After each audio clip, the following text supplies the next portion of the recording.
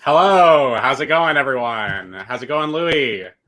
Swell. Happy Monday. Happy Monday, Louie. You know, sometimes in life, whether you're doing great or not so great, you come to a fork in the road. You know, you have a problem, you have a question you need answering, and today, every day. I'm right there with you, Louie, Yeah. and that's why today's stream is perfect for you and for me and for maybe anyone else Lord. watching that might be applicable to. We're gonna save my therapist some money here, or save me some money. Thank God, Louie. That's the goal. That's the goal, my friend.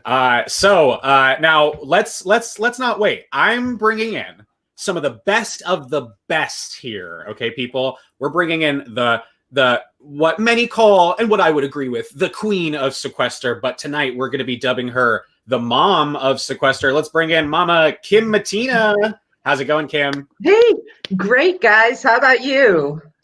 So good. Better now.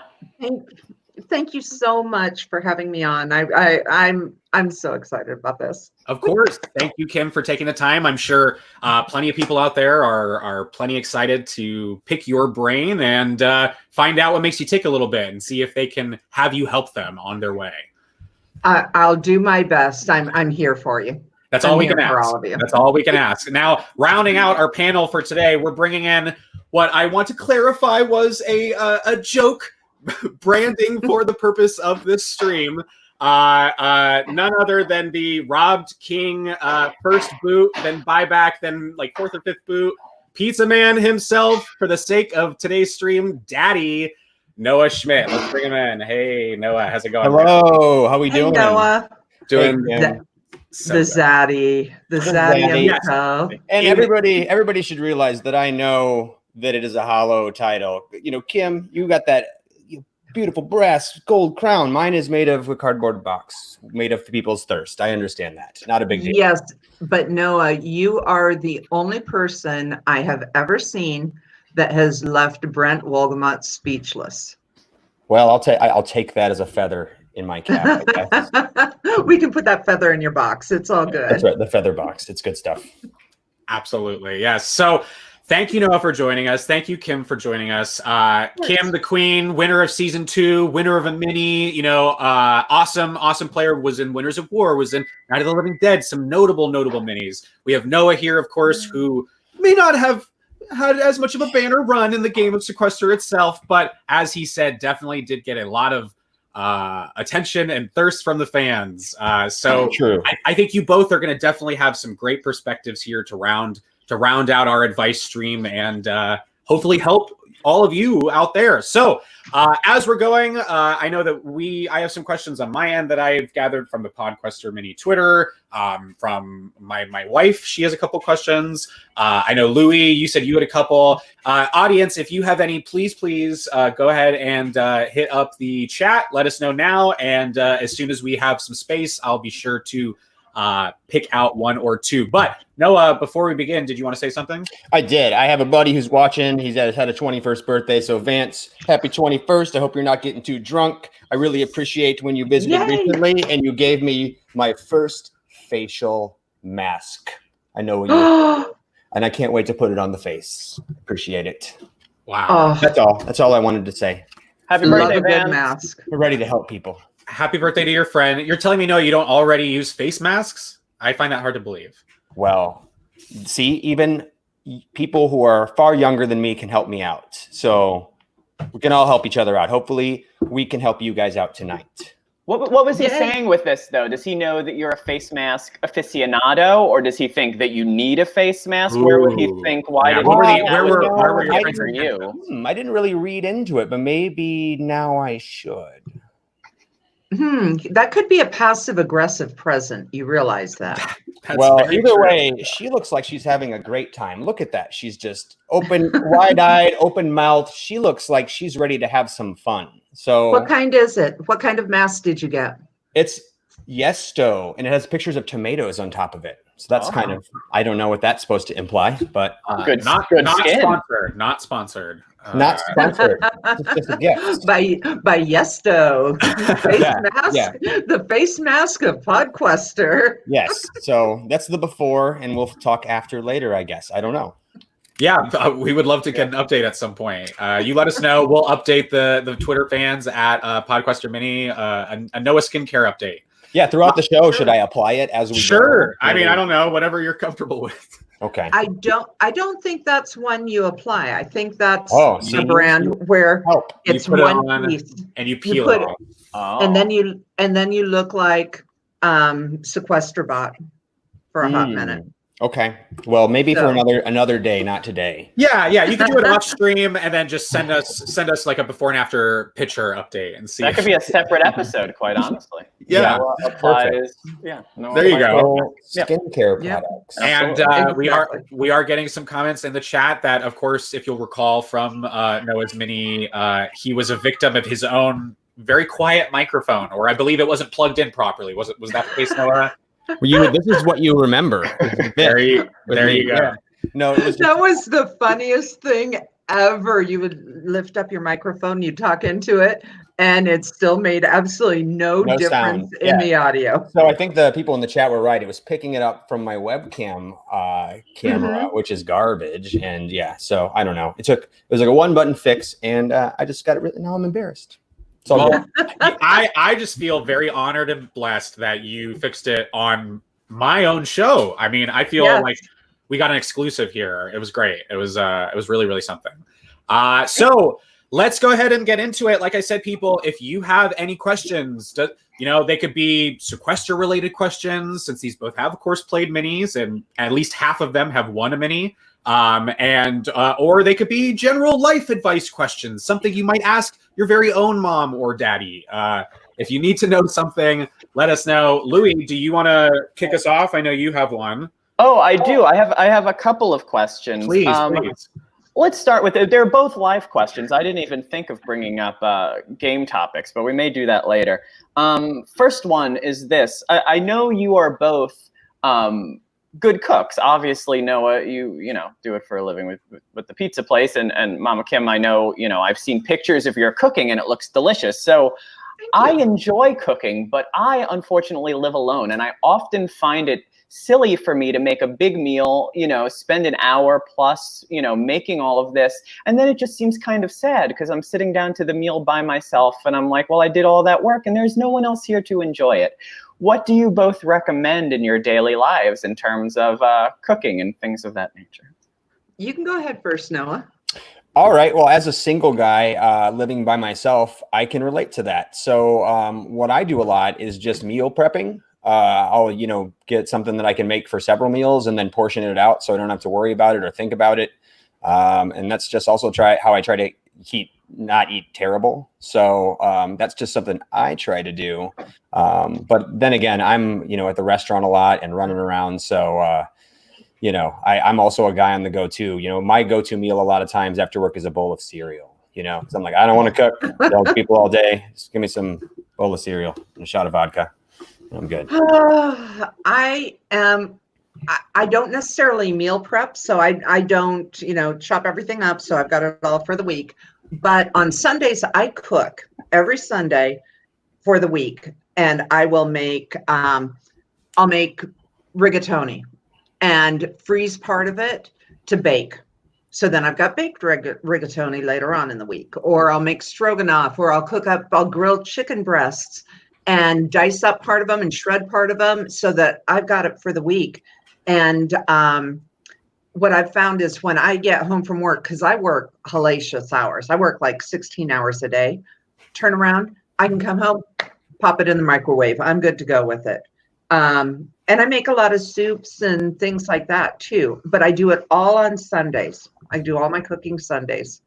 That way during the week, all I've got to do is heat it up, because I very seldom, sorry about this, Noah, very seldom do I go out and eat. I don't eat much fast food.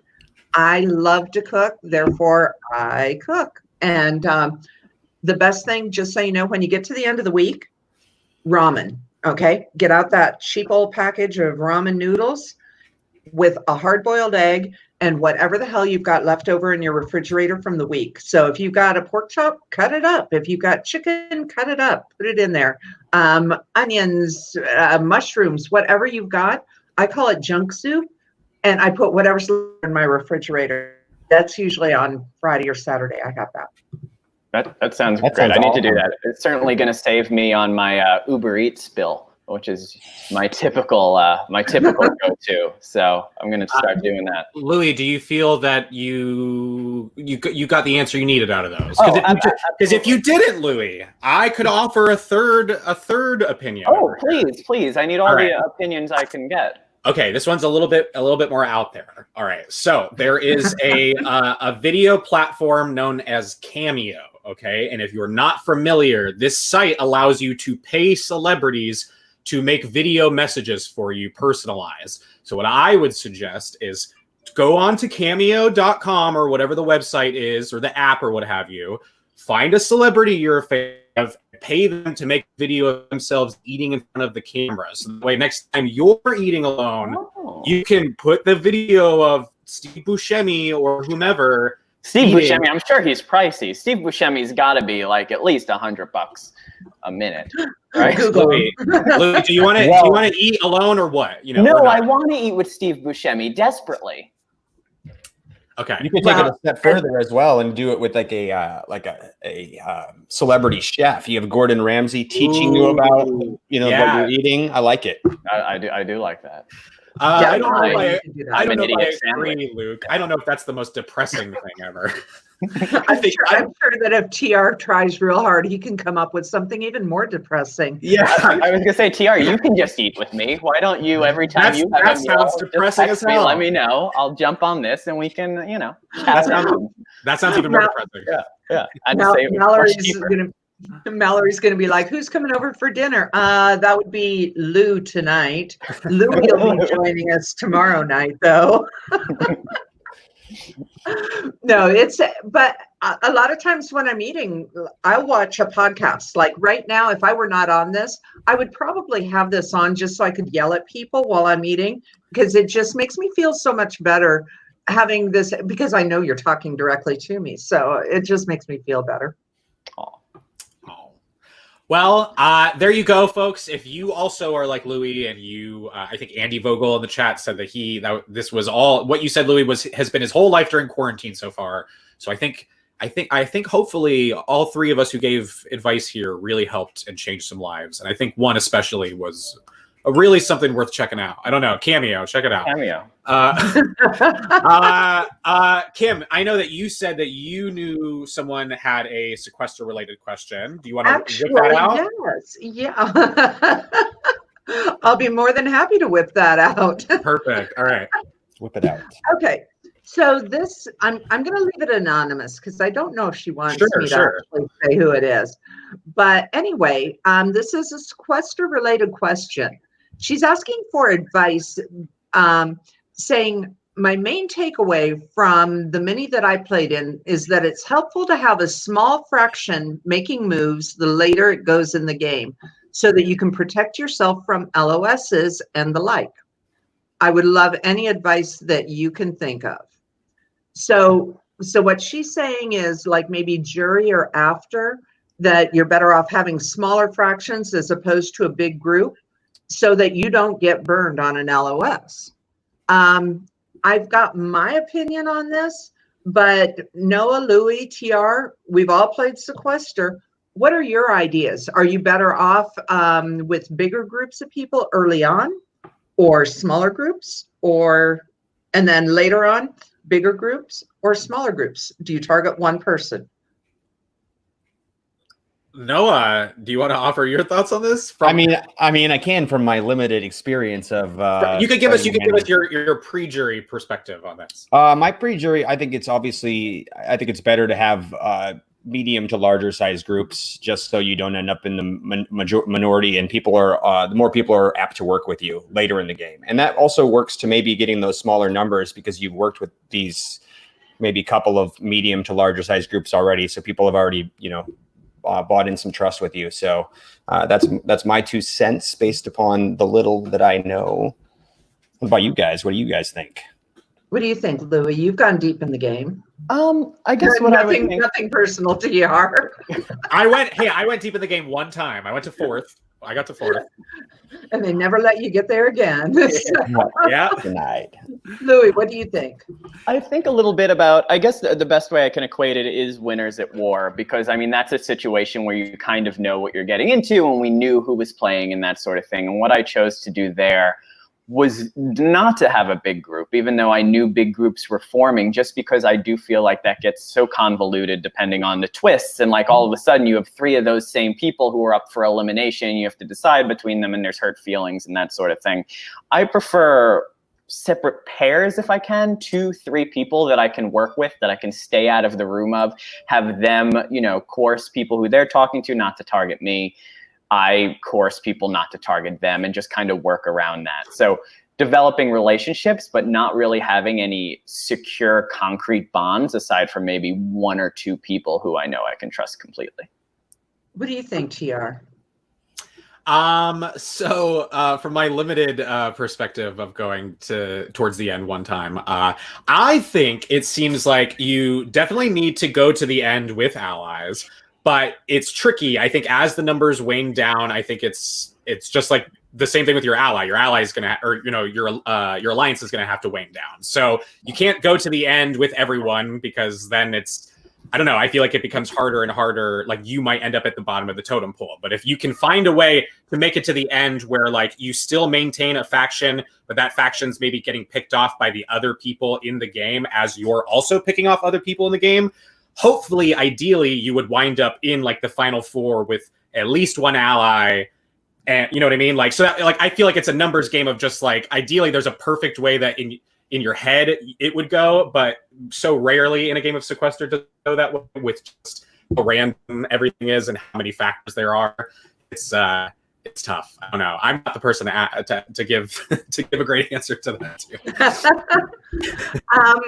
My answer is sitting somewhere in the middle of all of you, because I think that you need to have 2 groups. I think you need to have a group of people that you can work with. You don't necessarily trust them to the end, but you've got those people you can work with, and you've got those people that you trust, which is usually person, not people.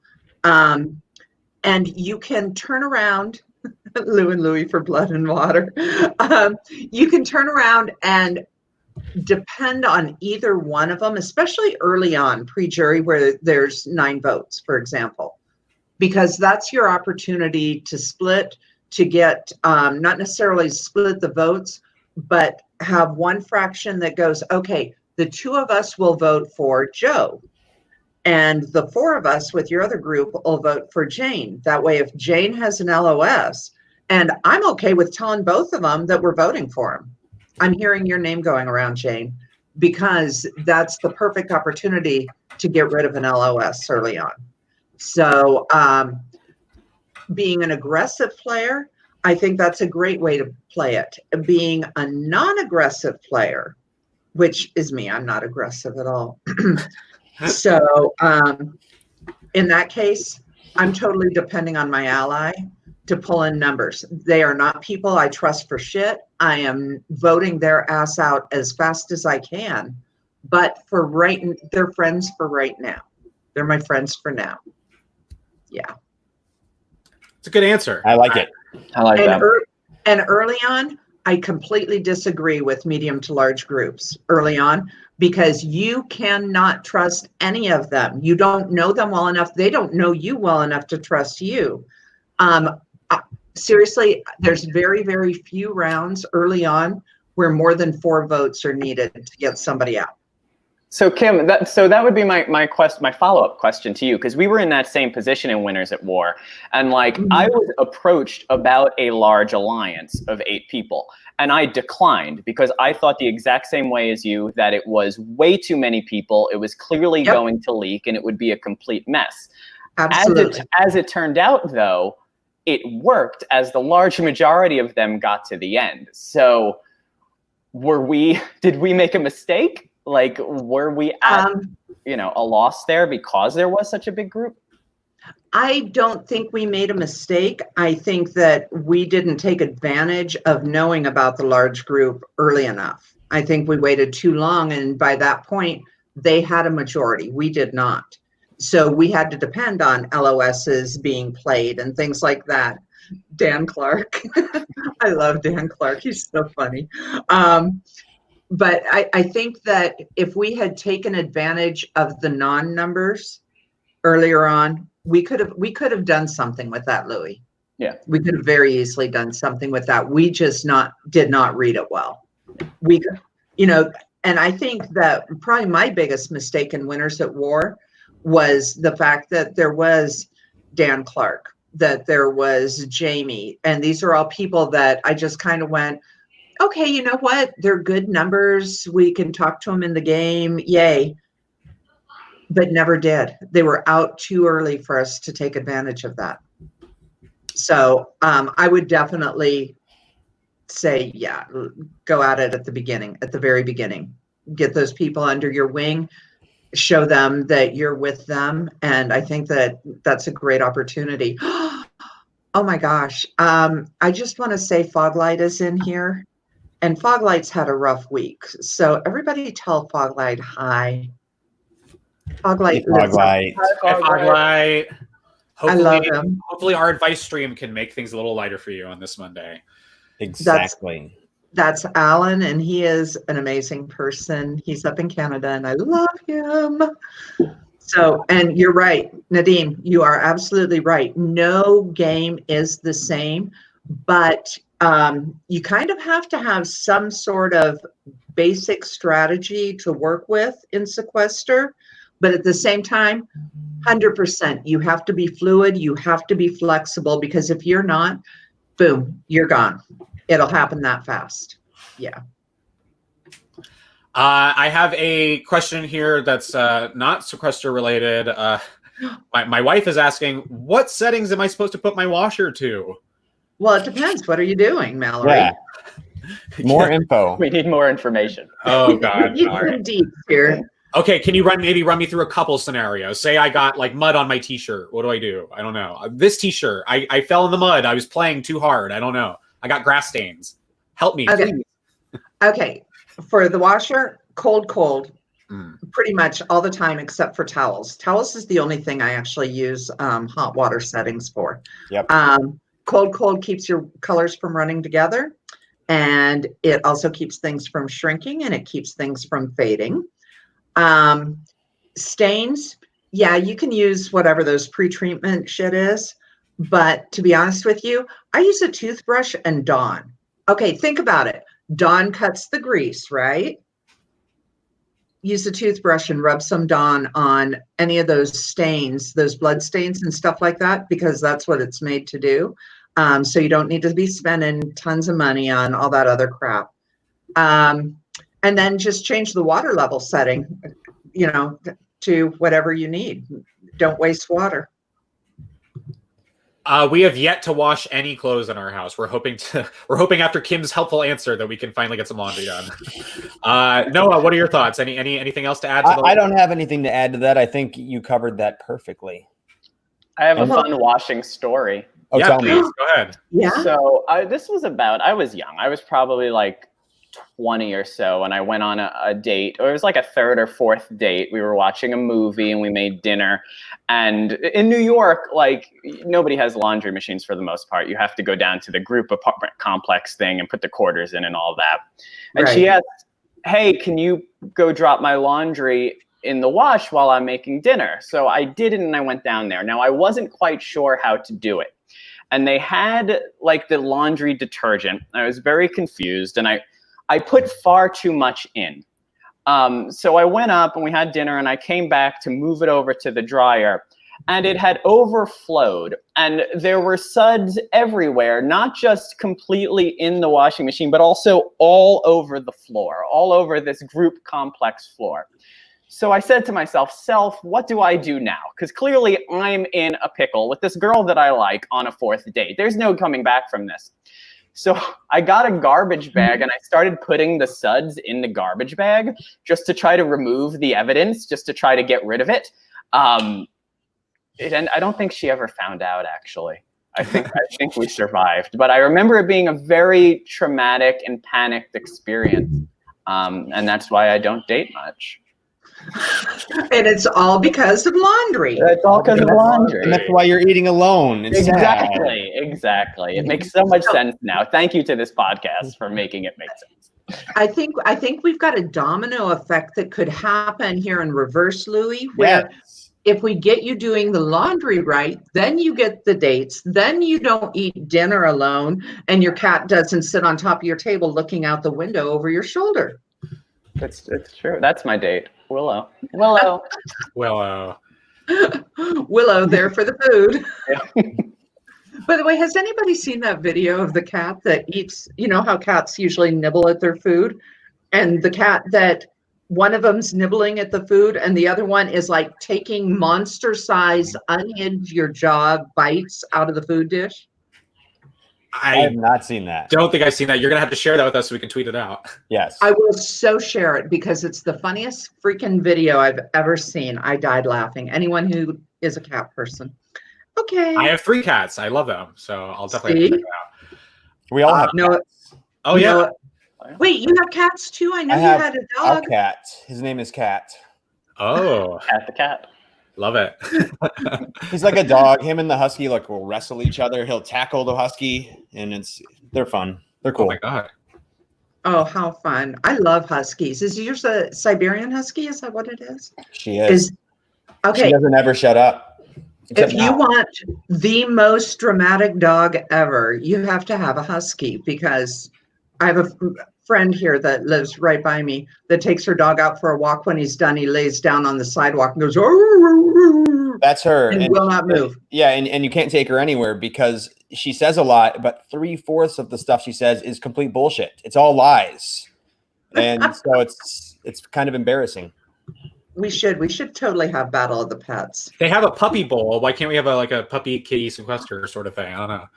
Nobody mentioned that in my video that I said Corky was a golden retriever, just for the complete ridiculousness of it. Nobody caught on to that. It's like my golden retriever Colby. Yeah, there were comments about the paws and the little legs, but no one caught on to the fact golden retrievers don't have little legs like that. Definitely. But anyway. I have a 2-parter here. They're 2 parts in the sense that they're both from different users, but they're kind of the same question. So I'll read them both. So save your answer, Noah, until I'm able to read them both. Please. Okay. This is for Noah. Okay. Okay. What's the best way to ask someone if they are interested in my friend Brent? Please ask Noah. Now, Noah, before you answer that, I do have a part 2. Let me read the other question here. This is okay. Here's the other question. So there's this guy I like. I totally misjudged him at first. He seemed pretty straight-laced. Come to find out, he's the belle of the ball. Like, Daddy Noah, I'm a sports lover, and I'm wondering how to get this fucking guy to slide into my DMs like he's going for home plate. Or, like Babe Ruth, if I should just call my shot instead.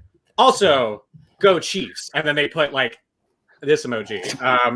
So do you have any answers, any thoughts? Personally, if a person were to approach me, I prefer the direct approach.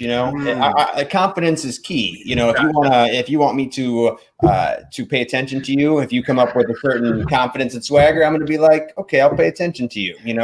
You certainly got my, I don't know. That's what I would recommend. I don't know. I don't have a lot of people sliding into my DMs or anything. So that like it's home plate. Like it's home plate, And if you really want to get to me, you need to use more hockey analogies. I like baseball, and I'm a Cardinals fan. First of all, you got to use hockey because that's it's all. So sliding into your DMs like it's who's St. Louis's biggest rival other than the Hawks? Other than the Hawks, we just got to go with the Hawks. But if you wanted the other one, I guess you could go with San Jose currently, the Sharks. Okay, so maybe sliding into your DMs like a puck in the Sharks net. There you go. See, that's a better start because it means you paid attention. You know the sport that I like the most, and that sort of thing. That's true. And And let's face it, anytime you can say puck without giggling in a reference to this Absolutely. is all good. It's like, what the puck? Puck you. Puck you, puck off. You're a mother pucker. Yes, there's lots of them. Lots of things you can throw in there. Anyway. Well, hopefully that answered your question, Sequester Access, and it looks like it's Brent for the second one. So hopefully that answered your questions. I had no idea that would be Brent. That's very bizarre. Wait, that was Brent? Yeah. Oh my God. I know. I can't believe it myself. Louie, do you have your second question? I do. Okay. Let me. So I am relatively new to where I live. I moved from Brooklyn, New York to Austin, Texas about a year ago. But because of coronavirus, I've kind of been, in my home for the last few months. So I moved here having never been to this city and knowing no one. And I found it relatively hard to make friends. What would you both recommend in terms of actually finding friends outside of the Sequester community? What do you like to do, Louie? I like to watch Sequester. What else? Good. Well, so I foster animals. That was a big one, but that was the thing that I thought would be big, but also a very solitary thing. I still have them in my own home. So, animal stuff. And I guess, I don't know. I like going to movies, but also very solitary. I like concerts. Those are good. I could do that. I'm down for that. I'll move to Orlando. Okay. Sports. I don't know. Chess. I was in the chess club. Shocking. I know that's shocking. But in school, I was in the chess club rather than the organized sports. Well, there's certainly got to be a lot of organized game type stuff in your community. Austin's a big city. So that's what I would do is put my foot in that end and see what you can go from there. And the music scene in Austin is great too. So if you were to go to concerts and whatnot, I'm sure you would meet people. You're very likable. Absolutely. Oh, thanks. Absolutely. And you know what? A lot of the coffee house type bars, not necessarily bars, but coffee house type places do game nights. So do you like board games at all? I do like board games. Okay. So that is so much fun. Do you want to buy a one? It's excuse me, is it 12 o'clock? Anyway. Making friends and making money. So, but board games, they've got game nights at a lot of these coffee houses and stuff where it's a lot of single people that go there and jump in on a board game and play and have fun and have a coffee and socialize. That's a great way to do it. Because you do enjoy also, the reality shows. Watch for things. They do different watch parties also at different bars and or restaurants, things like that, where you can go to a watch party and hang out with other people that have that same common interest. The third thing I would say, volunteer at your local animal shelter, not necessarily to foster, but you're going to meet other people then that have that same thing in common with you, that love animals. And then you can come by and you can say, hey, you want to come by and meet my dog? And you never know. And Social. To take off that, if you had a dog, the dog park is a great place to meet people. Everyone wants to talk about their dog and your dog. Okay. And that's a beautiful cat. Why are you? Look up here. Do you see Tiara? You're being a beast. You need to get out of camera range here. So cute. This is Duncan. Duncan, my beast.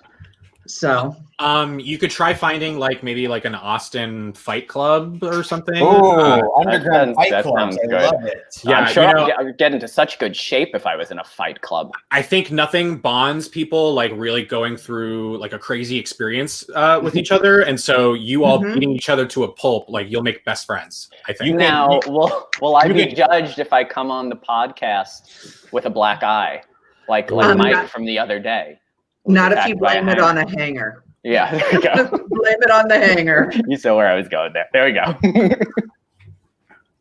Gotta blame it on the hanger. Always the hanger.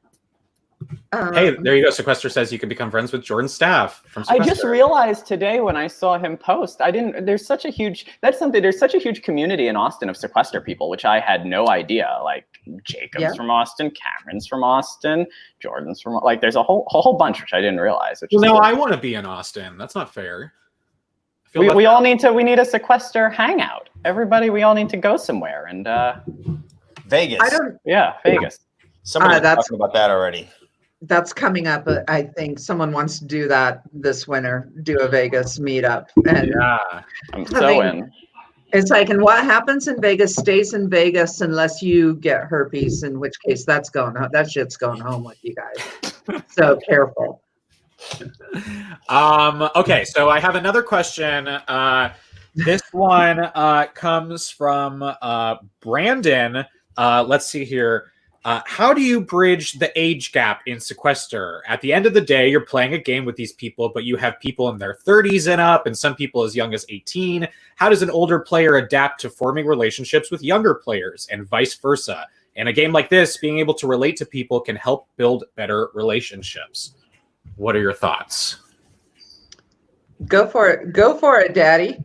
All right. I think as long as you have certain characteristics that are social skills, you're personable, you're likable, and your video is interesting, it's going to take a lot of heat off you in the beginning and give you that in so that people will, be open to working with you. I haven't seen too many Sequesters, but I have not seen too many where they're like, let's just target them because they're the old person. There's usually other things that are involved in that. So I think as long as you have the ability to connect with people and the ability to not come off as someone overly aggressive, you're going to be okay. And your video, of course. Absolutely. And even once the game starts, I agree with you 100% on the video part. Once the game starts, as long as you're not like being a condescending bitch and talking down to people just because you're older and you may have more life experiences. Oh my God, the amount of stuff I've learned from people a fraction of my age is amazing. The other thing is ask questions. People like to talk about themselves. Ask them questions and let them talk. And it's wonderful what all you find out about where people live, what they like to do, what they've got going on. Chris, yes, age is but a number. Mine just happens to be a bigger number than most, but that's okay. So for me, myself, because what does a 60-year-old woman and an 18-year-old kid that's, an 18-year-old guy fresh out of high school have in common? Meeting somewhere out on a street somewhere, it's really creepy. But when you look at a game like Sequester, this is a mutual interest. So you've already got that going for you, so you've got that in common. Oh, Filipino 15. That's so sweet. So find the commonality. That commonality may be my mom goes to Vegas twice a year. Oh my gosh. I go to Vegas usually twice a year. What does your mom like to do there? What do you do when you go with her? What do you like to do? And asking those questions is great ice breaking. Well, thank you. It looks like we have and by the way, before I move on, Brandon, who asked that question, also wanted me to say, hi, Noah. Hello. Hello, Brandon. Next up, okay, fine. Kim, we have your There you go. How do you work up the nerve to play Sequester knowing that so many people watch and are passionate, but not always the kindest when watching? You know what? Personally, I don't take anything that they say. Well, first of all, I very seldom read back the chats. Just because people can be so nasty sometimes. So I don't tend to read back the chats at all. But especially because of how big Sequester has gotten lately. I mean, keeping in mind, like we were thrilled to hit 100 people in season 1.0. And now we've got 30, 40, 50,000 people watching it, like 5,000 people live. And it's like, holy shit. But you know what? If you're willing to put yourself out there in a game, then you need to be willing to take what people dish back at you, whether it's on Twitter or anywhere else. If you cannot take that, either don't read it or don't play. Well said. People are always you're always gonna have haters in life and in these type of things. And if you, Exactly. I just think it's important to not take yourself too seriously and have a great sense of humor. And that's what I do with myself and everything in life. So if people got comments that are hateful and whatnot, they're just taking stuff too seriously, in my opinion. And I don't put any brain cells towards that. So Exactly. Don't waste your time on that at all. Well, so both of you, I completely agree. There's also, I would say that, like, not necessarily to ever excuse the mean things that some fans will say, because definitely people do get very passionate and do cross a line at times. Just to play devil's advocate from a sense of, don't take it personal, because these, most of the time, unless you happen to be a very polarizing person, these people, if they're saying bad things about you, it's not about you as a person or your character. It's about you as a game piece in a game that they're watching, that they're so passionate about. So, of course, while I do not excuse the crazy things that some people go over line saying, it's not like they're necessarily coming for you and your character. Right. So if you happen to see that, just try and keep that in mind. And if you like the game and you want to play again, maybe try and find any kind of crumb of criticism in there that you can take and glean from to be able to improve your game for next time. And, like Kim said, if you're hesitant about that and you aren't sure if you want to play, that's why private minis are a great thing. Organize your own private mini and don't give the link, don't put the link out. Just organize a mini with you and your friends, and you and 19 other people can privately play a mini that only you are watching. You don't have to announce it to anyone else. So that way you don't have to worry about that. That's a factor that you take out of the equation, and you can just enjoy the game. So that would be what I would say. And it's like a practice round as well. You do that and you are comfortable with it and you can tackle those nerves. You're ready to move on to the next thing. Yeah. And I think one of the great things about Sequester too, and the community that we have, is the majority, obviously there's always going to be outliers, and as it grows, it's inevitable that that'll happen. But for the most part, the community is so, inclusive and is so supportive from what I've seen. That, compared to some other things, unfortunately, Sequester is a really good place to be, even though there will be the occasional bad comment. But for the most part, it is all nothing but love, which is great. You know what? And people within the Sequester community, because we've got, almost 1,000 patrons now for Sequester, by the way. If you're not already a patron, support this shit. It is so good. And so we've got almost 1,000 patrons. We've got 17, 18, 1,900 in the Sequester community, I think, on Facebook. All these offshoot groups also, and Twitter and Instagram and things like that. And I would say 99% supportive. There's going to be the random person that's an absolute asshole. And guess what? They're an asshole in real life. They're not directing it at you personally. They are just an asshole in real life. So there's nothing you can do about that. Absolutely nothing. So you know what you do? Andy said it right there. Embrace your character and troll the trolls if you need to. But for me personally, I just ignore them. I don't troll them, because then they always seem to elevate or escalate that nastiness one more level. Until I'm to the point where I'm like, fuck off, and block them, but don't put any energy into the people that are jerks. But 99% of Sequester, not jerks. They're good people. So, and that's life too. If you have people you're running into who have that negative aura, you need to get those people out of your life, because they're not going to do anything to bring you up. So they're not going to bring you up, and they're not going to enhance anything that you're doing at any point. Exactly.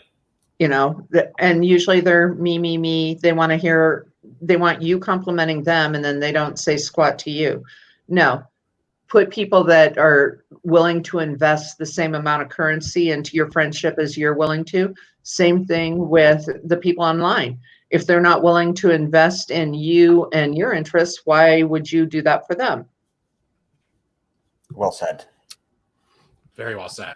A little lighter. It was a little while earlier in the chat, so I think I lost it. But someone asked, what was the and I might be paraphrasing, what was the kitchen appliance that you have that you wish you had gotten sooner?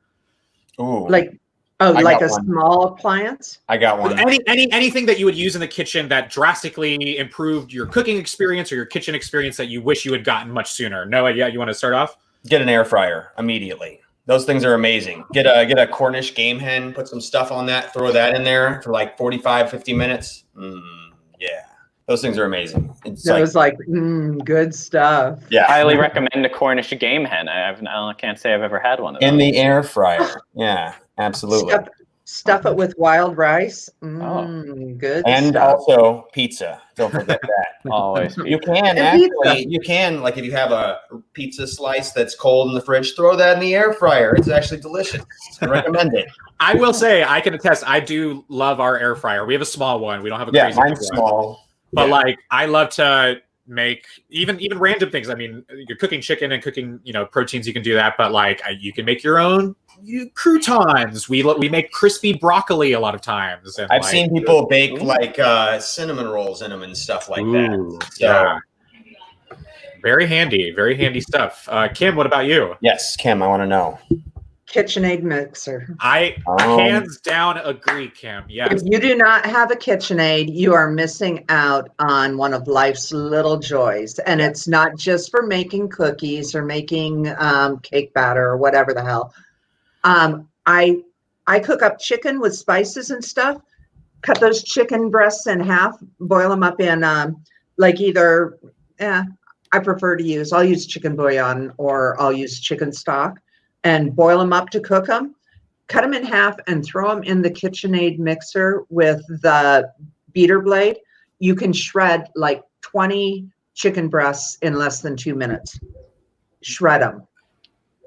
Yeah, Mallory and I got one for our wedding back in November, and it has been a life changer. I love it. I've made so much shit with the KitchenAid. It's been fantastic. Could not recommend it enough.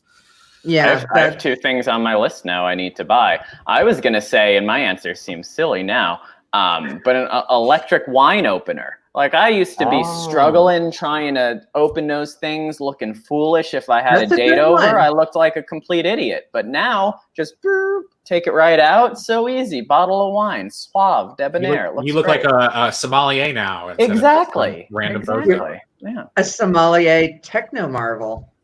There you go. You got it over there, Louie. You got the gadget. The future of sommeliers. There you go. But if you're going to be like that, you do have to also be able to open it with the sword and stuff like that. I want to see that. And you have to have a sword mounted on your wall. I would take an eye out for sure. Maybe not even mine. And Brian, totally use it to shred it. Like if you're making burritos or anything like that, totally use this to shred the chicken. But you just turn it on and off for like 30 seconds. If you just turn it on, it will turn your chicken to mush. So just know it. That sucker is powerful. So just flip it on and off and it'll just shred the shit out of them. Hands down. Yes. Okay. I have another one here. Let's see here. Okay. They are. This one's a little...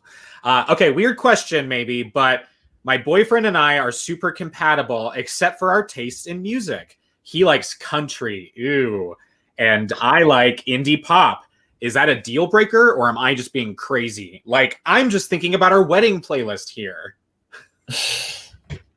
I can go first. Yeah, go for it. Yeah, go. I feel, as someone who has dated a lot, I feel like music compatibility is very important, and there's very few things that I would prejudge someone on, like almost nothing. But music is one of them that, if I find someone who only listens to pop music or only knows what's on the radio and only listens to that, for me, it is a bit of a deal breaker because it tells me that maybe they, aren't experiencing as much and, wouldn't enjoy the things that I enjoy, because I do like such a diverse range of music and going to live music and things like that, that I would think that maybe, if they were steadfast in those ways and not even willing to learn about more, that maybe it is a deal breaker. But I would say in regards to the question that if he's willing to, you know, listen to the music, if you make a playlist, that's always fun. Make a Spotify playlist, send it over, see what he thinks, and then you can judge from there.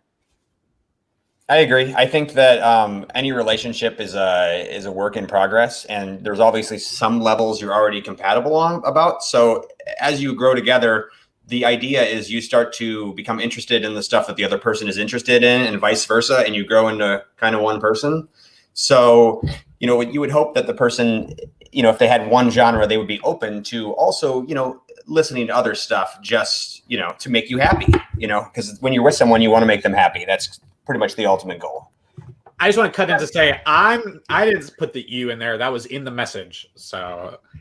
Oh, okay. Okay, and all I've got to say, you know what? I'm a huge country music fan, which doesn't mean I dislike other genres. It's just that I tend to prefer country music. My ex-husband, which could be why he's an ex, was a metalhead. But I did go to AC/DC in concert with my husband, and it was an awesome concert. And he came and saw George Strait. So just remember that there's different scales of country music. There's that real twang country on up to country pop, which is Taylor Swift, which is now everywhere.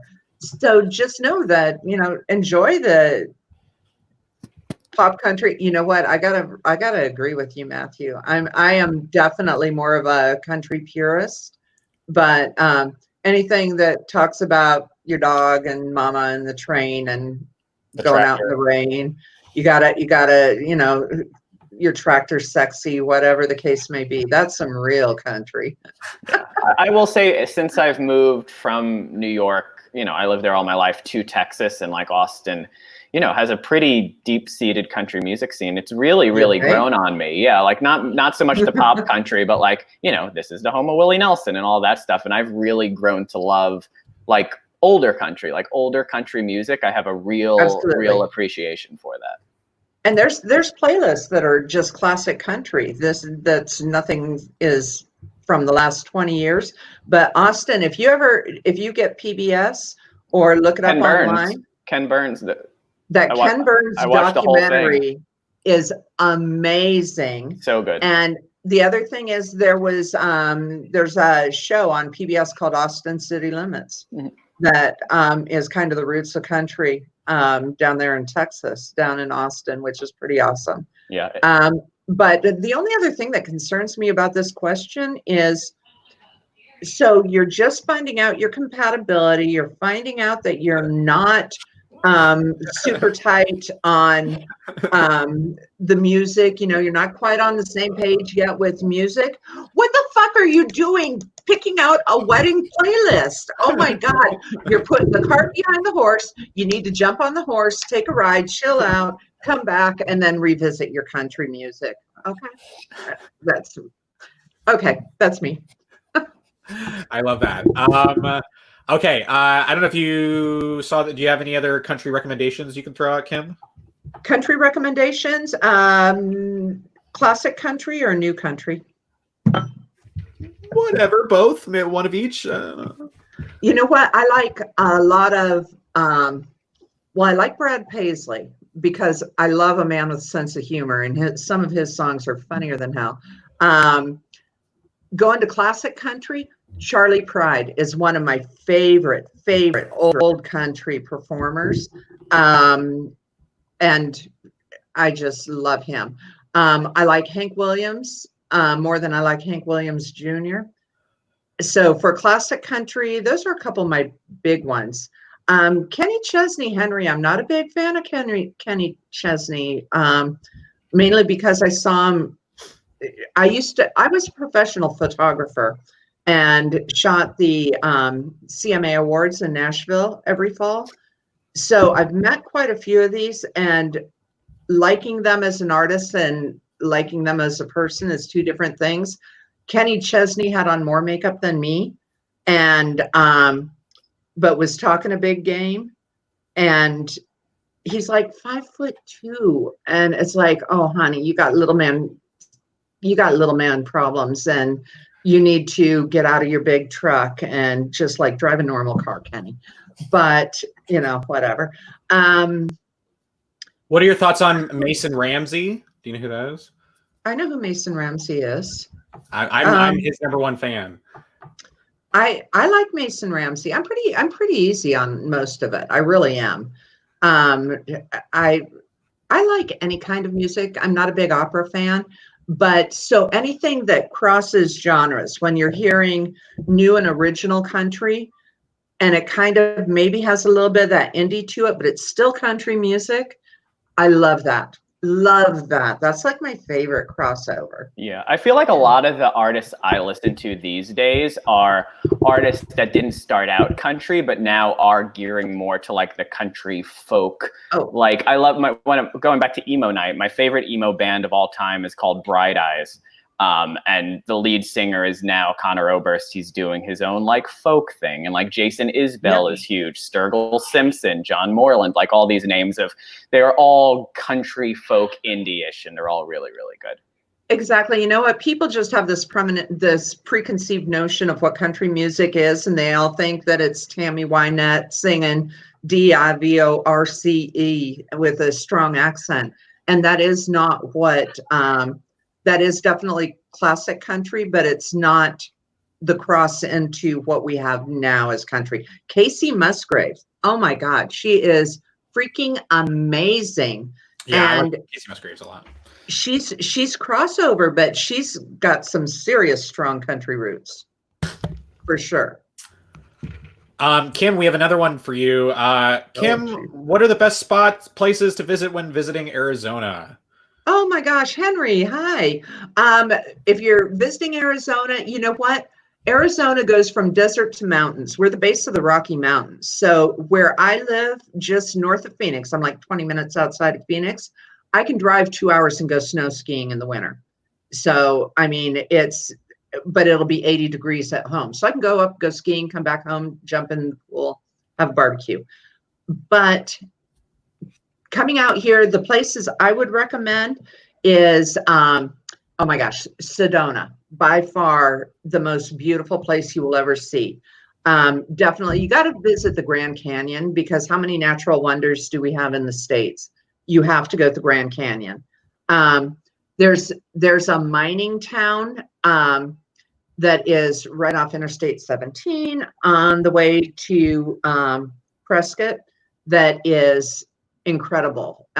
It's this little teeny tiny and you can go to the haunted hamburger, because the town is haunted, and they sell a lot of wine, but do not drink and drive, because you're hitting switchbacks all the way down.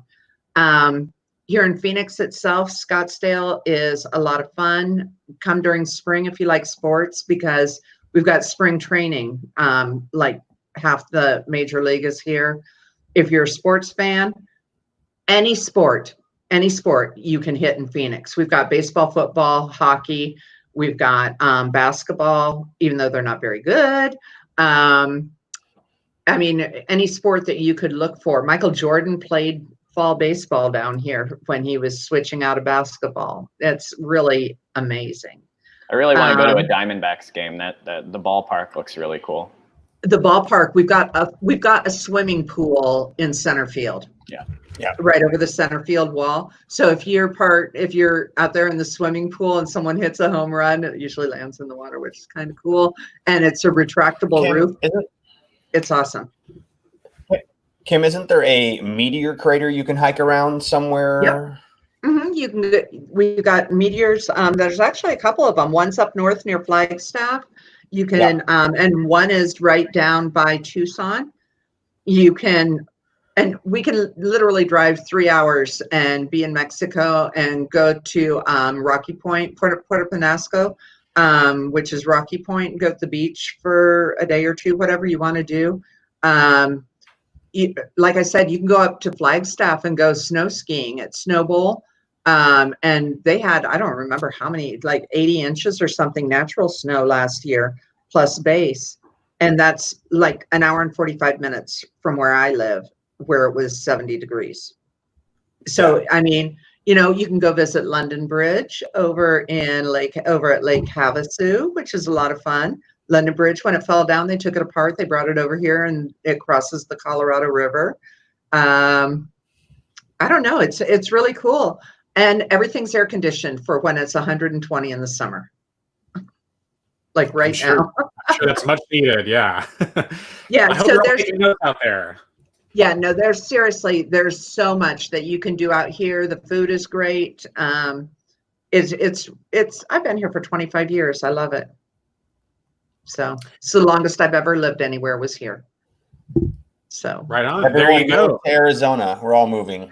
everyone, come on out. Plenty of room. As Debbie said, I think Henry's just trying to start a Sequester road trip to visit you, Kim, and we're all going to tag along. Oh no, I'm driving up for the Vegas meetup. It's only 4.5 hours to Vegas, 5.5 hours to LA. We can get anywhere we want, so it's all good. Kim, did you say that? I remember you said it at some point. Were you from Queens, or you said somebody related to you was from Flushing?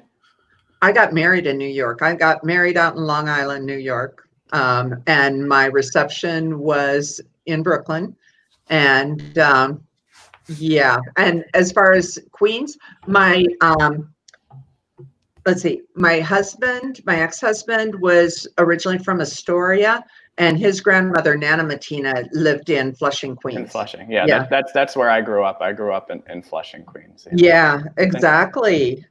So, yeah, I've got the whole New York thing going too. So, fun fact, I've been in all 50 states. I will find something to talk to every single one of you about. Wow. That's pretty impressive. I think I've been to maybe like 8 or 9. So you've definitely got me beat. Yeah, no, but I've had a lot longer to travel than you have, TR. So I guess that's true. So yeah, I've been in all 50 states. So it's fun. Talk to anybody about anything. Gift a gab. Is Arizona your favorite, or what's your favorite? Out of all the states, my favorite state, you know what? I'm born in Montana. I love Montana. So where I'm from up there is literally Whitefish, Montana is like, I don't know, 30 miles south of the Canadian border, and about 20 miles west of Glacier Park. And so look it up. It's one of the most beautiful areas that you can live. It's God's country up there. Well, I'm going to have to plan my next trip there. That sounds lovely. Yeah. Now we're moving to Montana. No, don't move to Montana. Where you can also go, there's a great bar in Whitefish where they hold the international mouse races every, it is really small, Walter.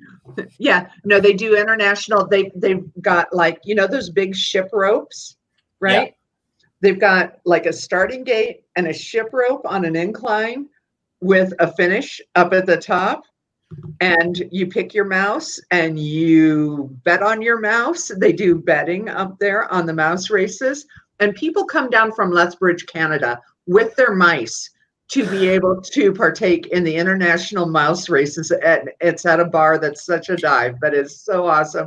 And you put your mouse down and you open up his gate and he runs up the rope and you bet on who's going to win the mouse. There you go. That sounds like a weekend. Friday nights are slow. Montana right there. Yeah. Oh, there you go, Walter. If you went to Glacier Park, then you know exactly where I'm from. It's awesome. Okay, I have a question for you, Noah. What is the best advice you have for a person thinking about opening their own pizza shop? Oh, well, my advice would be, good question. Make sure that you have a lot of free time that you're going to devote to this, to opening that restaurant. I would say that the other important factor would be know that you're just going to be working a lot, especially your first 5 years. You're going to be at the restaurant all the time, even on holidays and days you don't want to be, because without you, it's going to fall apart. So I would say just make sure that you don't mind making a lot of self-sacrifices in the short term, because you really have to invest yourself in a business. So I would say that if it's not something that you're like, I don't really want to work my ass off and assert all that risk, I would not do it at all. Right. Work with someone else. There's a lot of people that go into business and they think it's going to be easy and money's going to roll in, and that is not the case. So, I mean, a lot of times that's why a lot of businesses in their first couple of years do not make it, because a lot of the owners don't realize what sort of self-investment you have to make. And then also, if you're doing pizza, make sure you love pizza. I can't tell you how many times people just get a job working for me, try to like work their way up the ladder, and they're like, I don't really like making pizza. That's the thing. I like doing all the other. You realize what you're doing, right? This is a pizza place, so you should probably like it. That's my answer. I've got the question of the day for you then, Noah. Oh, tell me. Ask me. And I need answers from TR and Louie too. On pizza, pineapple or no? Yes or no? Oh, we discussed this on the last one as well. I'm okay with it. I think it with the right flavor combinations, other stuff on it, it tastes pretty good. By itself, that's weird. It's like I got a cheese and pineapple and that's it. I don't really like that. But if you throw some other stuff on there, some bacon, some Canadian bacon even. That's my favorite with it. Louie.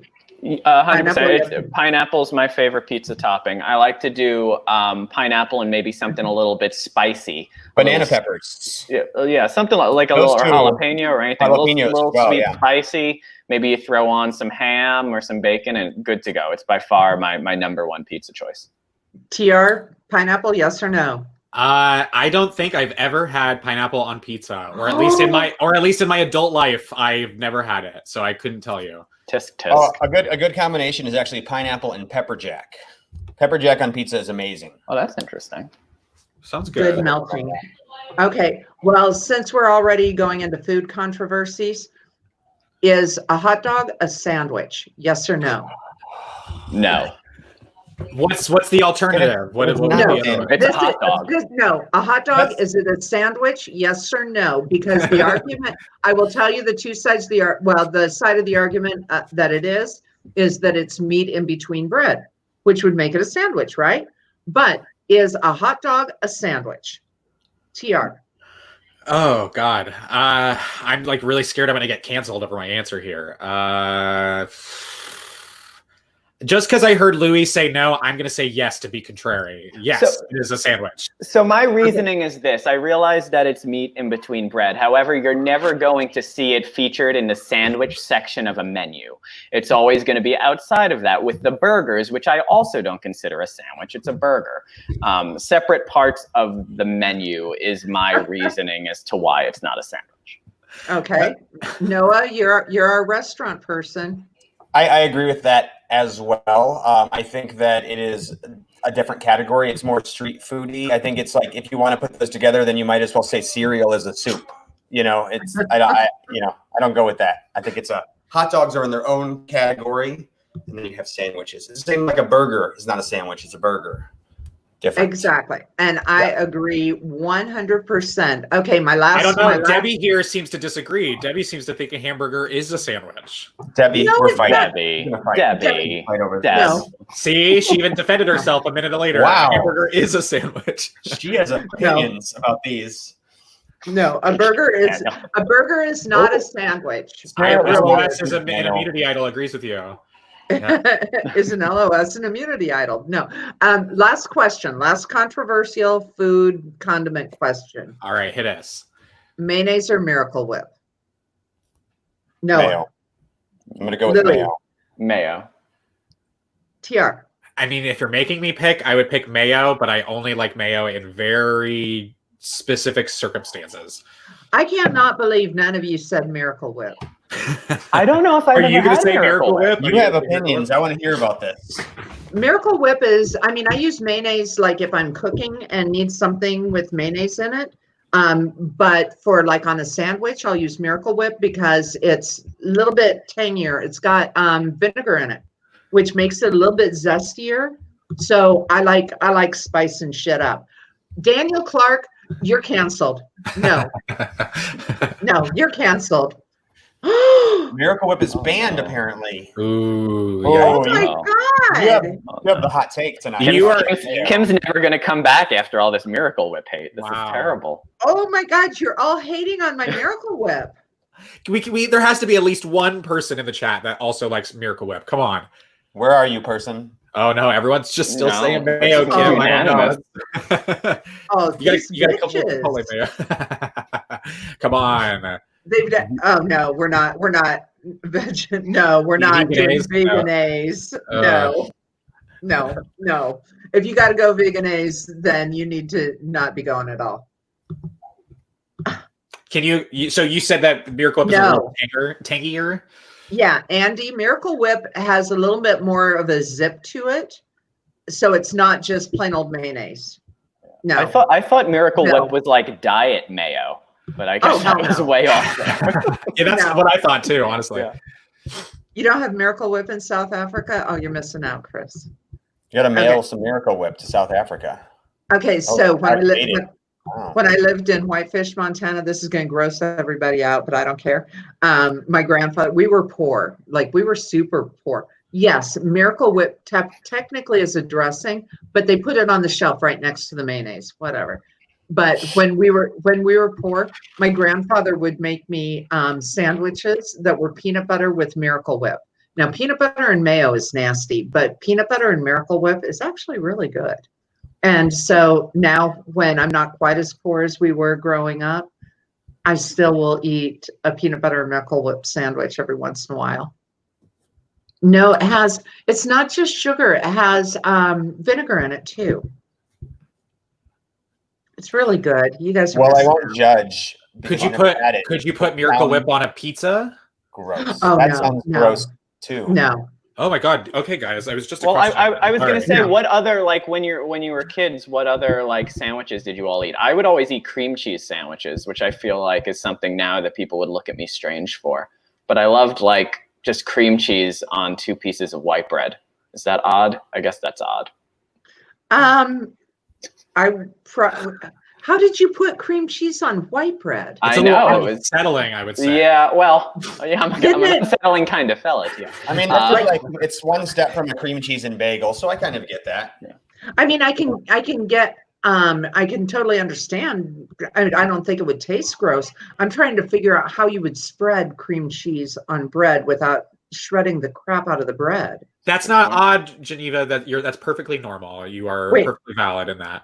Bagels with cream cheese. That's so common. Yeah, that's very normal. Oh, Geneva, you are so normal. I don't know what people you've been surrounding yourself with, Geneva, but if anyone's making you feel like that's weird, they're weird. They're weird. Yeah. Like, what the hell are they putting on their bagel if it's not cream cheese? I know. Of some sort. Mayo and single cheese slices. I don't know.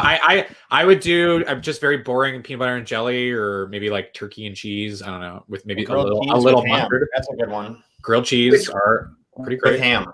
Oh my God, I make amazing grilled cheese. I'm a grilled cheese aficionado.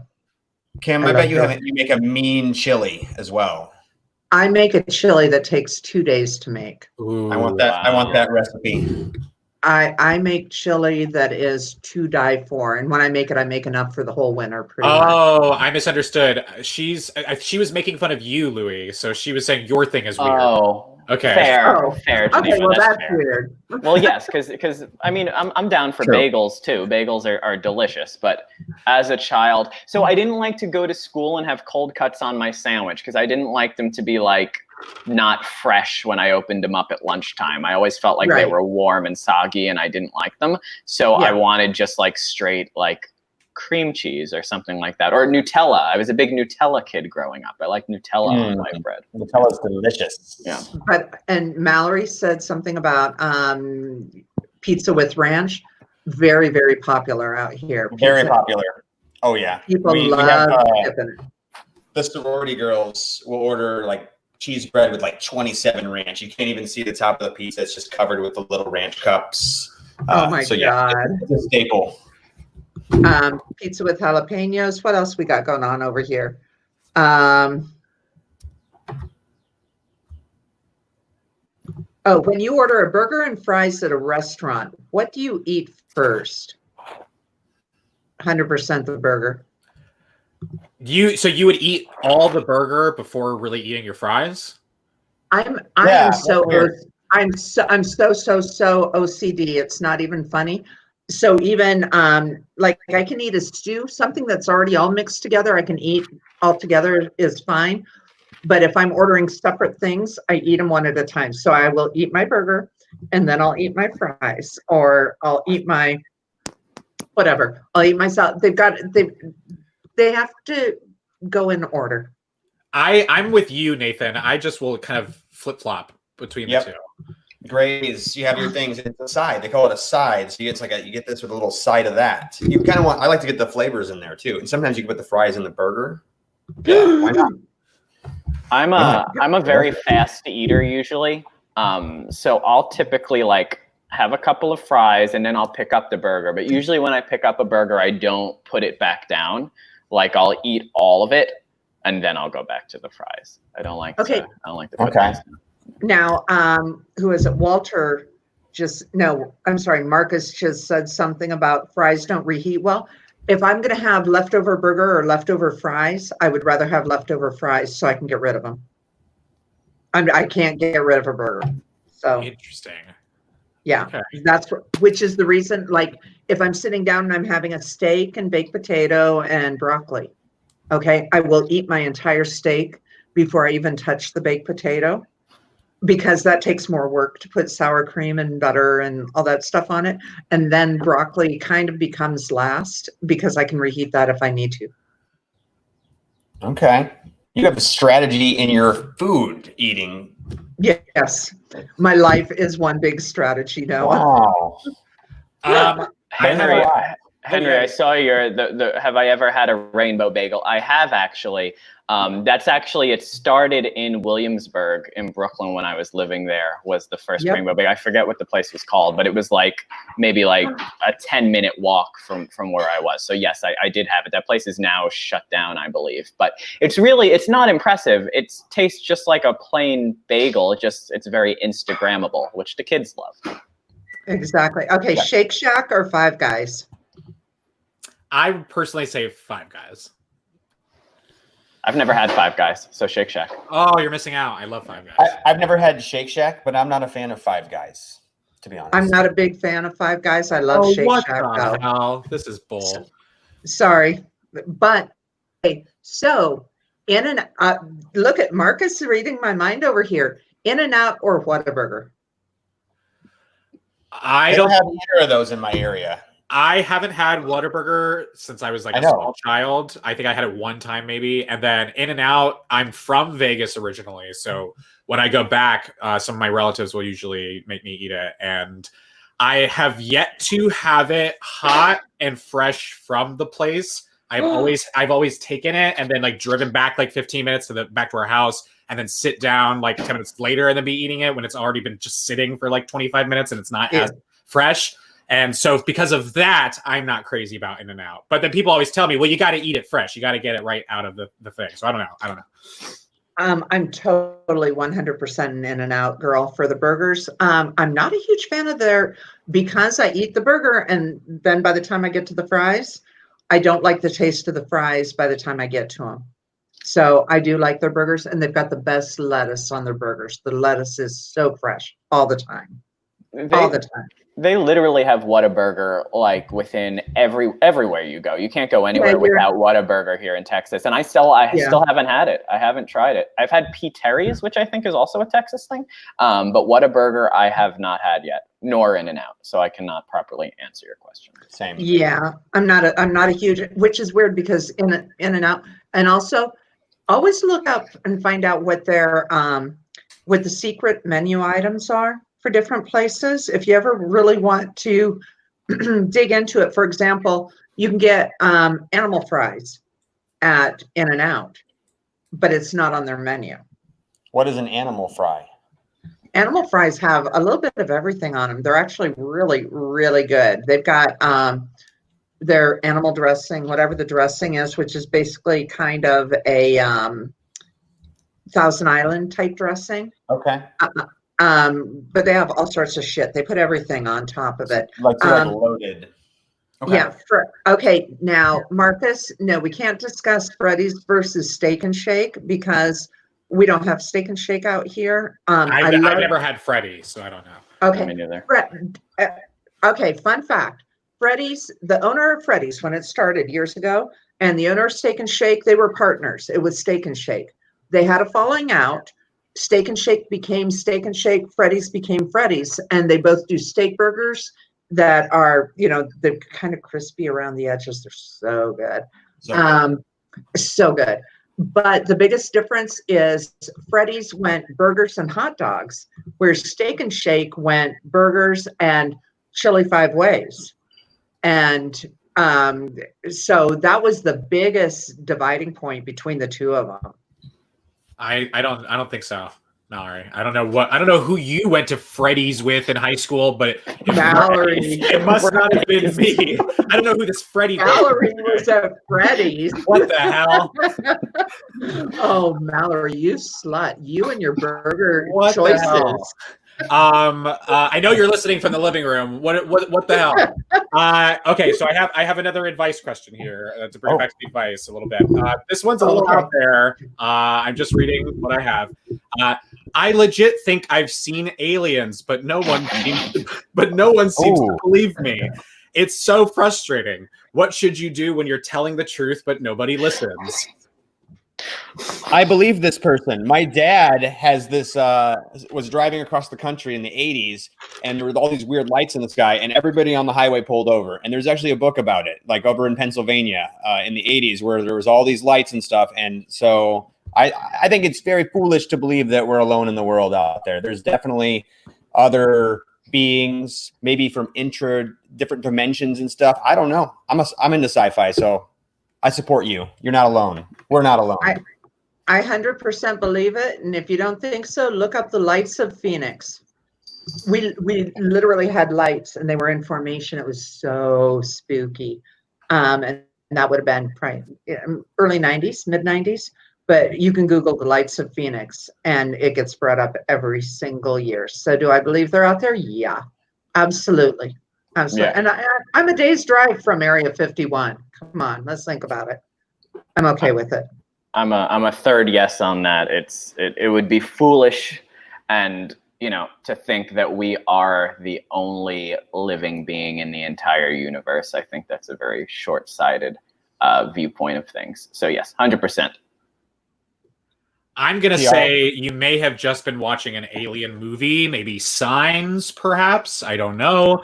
I vividly remember seeing Signs when I was a child, and I don't know if you've all seen Signs, but there's a scene where they have a news broadcast, and they're showing like footage of an alien at a birthday party, and they like show a scene of like this kid's birthday party.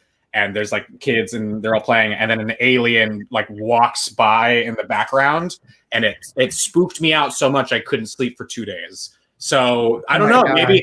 Maybe you just saw the movie Signs. I'm gonna put that out there. I'm not trying to naysay or gaslight, just offering that up as a possibility.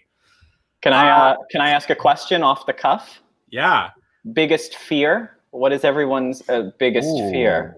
It's a good one. I don't know. I've been so confused since somebody that we played Winners at War with, Sharifa, that she has a fear of vegetables. No, of fruit. I'm fruit. Yeah.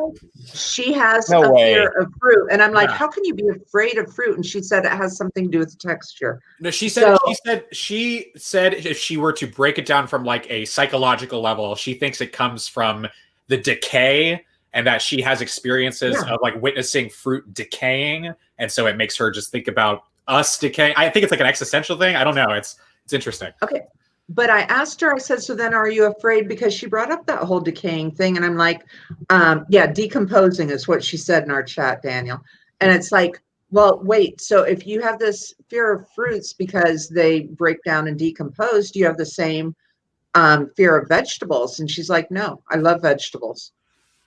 I don't get that, because they're underground. At least, I mean, I could relate those two, but I don't know. So that was the weirdest fear I've ever heard.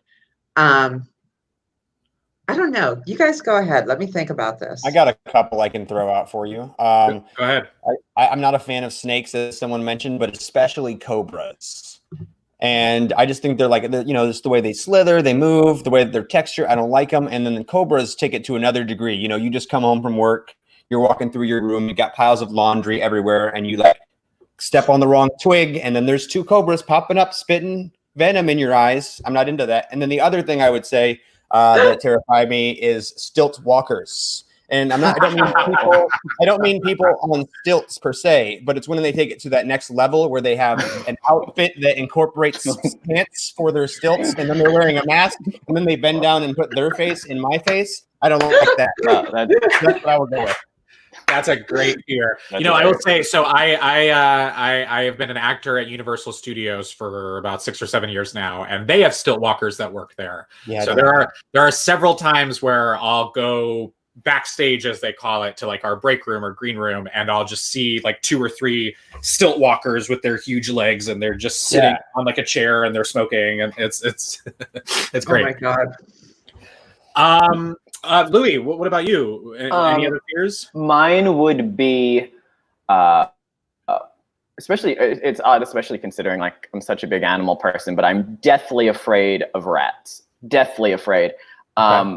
Probably because of growing up in New York. Like they're all over the place all of the time. And I lived in an apartment once in Bushwick where the next apartment over was condemned. And it was just infested with them, so much so that if I went outside, you would just see them scurry all about like any times of the night. And I would go to sleep and I would just hear them in the wall all night long, like chirping and biting and chirping and biting. And it like, I was scared to death that they were going to like chew their way through the wall and come like parading in. So ever since then, like anything about rats scares me to death, but thankfully I haven't seen a single one in Texas. So that's good. That's how I feel about general creepy crawlies, spiders especially. They really just like send shivers down my spine. They make me uncomfortable. And Mallory and I have unfortunately had some problem with some kind of bug at every place that we have lived together. And the first place we lived in, it had flooding, it had black mold, it had cockroach infestations. One time we had friends over, and we went to go play Scrabble, and I went to grab the Scrabble box, and I opened it up, and there were probably hundreds of cockroaches inside this box of Scrabble. It was horrifying. No. It was horrifying. I can never play Scrabble again. I can't go anywhere near that game. And then the next place we lived at, the last place we lived at, we had an issue. I guess I wouldn't say necessarily a huge issue, since it was only 2 or 3 I saw over the course of 2 or 3 years.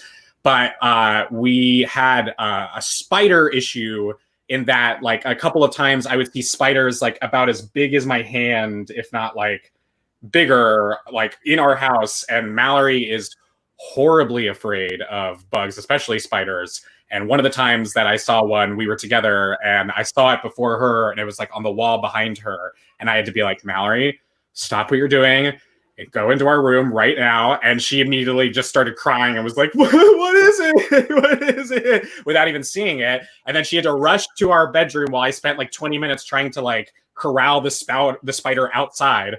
And she locked our bedroom door as if that would help her against a spider. And she's like crying in our bedroom while I'm trying to corral this thing. So spiders, bugs, especially the big ones, they really skeeve me out. Ugh. Ugh. I hate snakes. I don't care. The only thing they're good for is boots, in my opinion. But I do not like them. And living out here in the desert, guess what? We got rattlesnakes. And I had one in my garage one time, literally beelined it in through the laundry room door and locked the door as if the snake was actually going to be able to lock it, but it made me feel better. Call the fire department. I had like 4 snakes in about a week and a half, and we decided that they were crossing from a wash behind my house to a wash on the other side of my house. And so I put up netting, or put up like a piece of screening on the block fencing, and it got rid of them. But I had like 4 of them in about a week and a half, and ran into the fire department guys at the grocery store. I live in a pretty small town. And there's the fire department guys. They're like, "Oh, look, it's the snake lady." And I'm like, "No, no, no. We do not need to attach my name to that right now." But yeah, no, that's really about the only thing. Like tarantulas don't scare me. We have those out here. Oh, look, you got one right behind you. Yeah. Oh. You What do you got guys? tarantula back there, TR? No, tarantulas don't bother me at all. Spiders, I don't give a shit. Bugs, What do you guys whatever. feel about bats? Do you guys have any sort of way about bats? Because Yeah. a lot of people don't like those. I had a bat fly in my house one time, and that was an adventure. I had a Trying to scorpion. get I had a that out of my house. scorpion. A scorpion crawled into my bed once as a child. No. We've got scorpions out here too. You can spray them with hairspray and they die. Well, they freeze and then you take them outside, throw them out. I don't like But- bats. I feel like bats are just like flying rats for the most part. And if they It's fly very into your similar. house, that's a problem. They shouldn't be doing that. Yeah. I know here Yeah. in Austin, people go and they watch them like they fly over the bridge or whatever, and people love that. I'm yet to partake, but apparently it's We've a got- good time. We've got bats out here at night. If you see something flying at night, it's a bat. It's not a bird.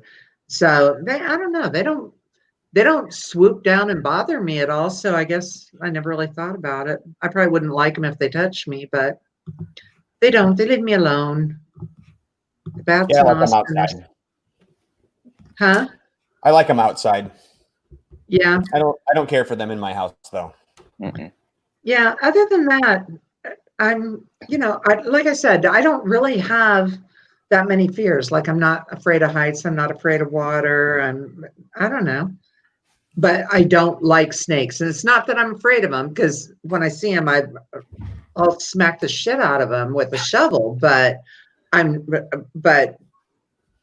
don't like them and I won't touch them. So I guess I'm afraid of them. I don't know. Oh God. They're giving me shivers, but they do make great boots. They make great boots. So do rats. Although I'm not afraid of them, but they kind of freak me out also as ostriches, just because they're so weird looking with those big long legs and they'll come up and they'll peck you. So yeah, I know they're part of the ecosystem, blah, blah, blah, blah, blah. So keep them out of the house, Walter. I think I have one final bit of advice that I think would be a great one to round out.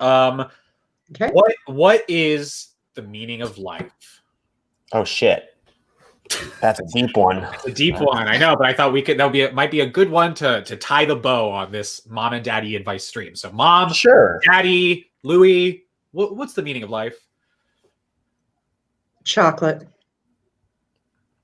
Chocolate is the meaning of life. It can be a little bitter at times with dark chocolate. It can be incredibly sweet at times. It can be messy, but it's always good. Chocolate That's profound. is the meaning Solid of answer. life. Wow. That's great. Wow. Okay. I would say that you should. The meaning of life is to enjoy yourself. And if that is indulging in chocolate every day, Kim, I like it. I like it. Absolutely. But we only have one life. We have limited time. So we ought to be investing our efforts in stuff we enjoy, people we enjoy being around, collecting interesting new friends in different places, seeing the one world that we have, so just investing in that and having a good time if you can. That would be my answer. There you go. Equally great answer. Louie? Okay. This is a hard one. I was gonna say Yeah. like trying to improve the world within your lifetime, making it better than you found it, even if it's on a very small That's a good scale. answer. Even if it's just, the tiniest thing, if you can improve one life or millions of lives, That's if you true. can do that and make it better in your lifetime, I feel like that's important. And to me, that would probably be my answer. You could But chocolate probably makes things better. That's exactly what I was going to say. You Yeah. should use chocolate to improve a lot of people's lives. See? Chocolate improves the world one little bar at a time.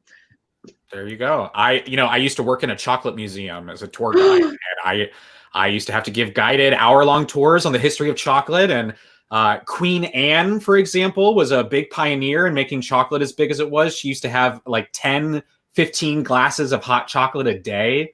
Oh my God. Yeah. So chocolate really, really, really does a lot for a lot of people. You should love it. If I had to offer my answer to the ring, I would maybe say, you know, have a sense of humor, be able to laugh. You know, there's a lot of bleak things and heavy things in life. And, you know, in life, there's a lot of good and bad, and you got to be able to laugh at it all, I think. And if you can, at the end of the day, if you can laugh at yourself and you can laugh at your situation or laugh at things, it helps make them a little easier to tackle, I think. That's what I would say. There you go. I think if you take all four of them and put them together, we would kind of have a perfect world. Absolutely. You know, we really would. It'd be a perfect world. Kim, what do you say to the people that can't eat chocolate, though? Ooh. Those poor sad souls. That's okay. Then they sit it in the sun and it gets messy and all that shit. So you put it in the freezer and make it hard again. You know, it's hard, it's soft. You can fill it with things. You can eat the fillings for chocolate. It's all good. I think he means people who maybe can't have chocolate, like from a chocolate allergy or something.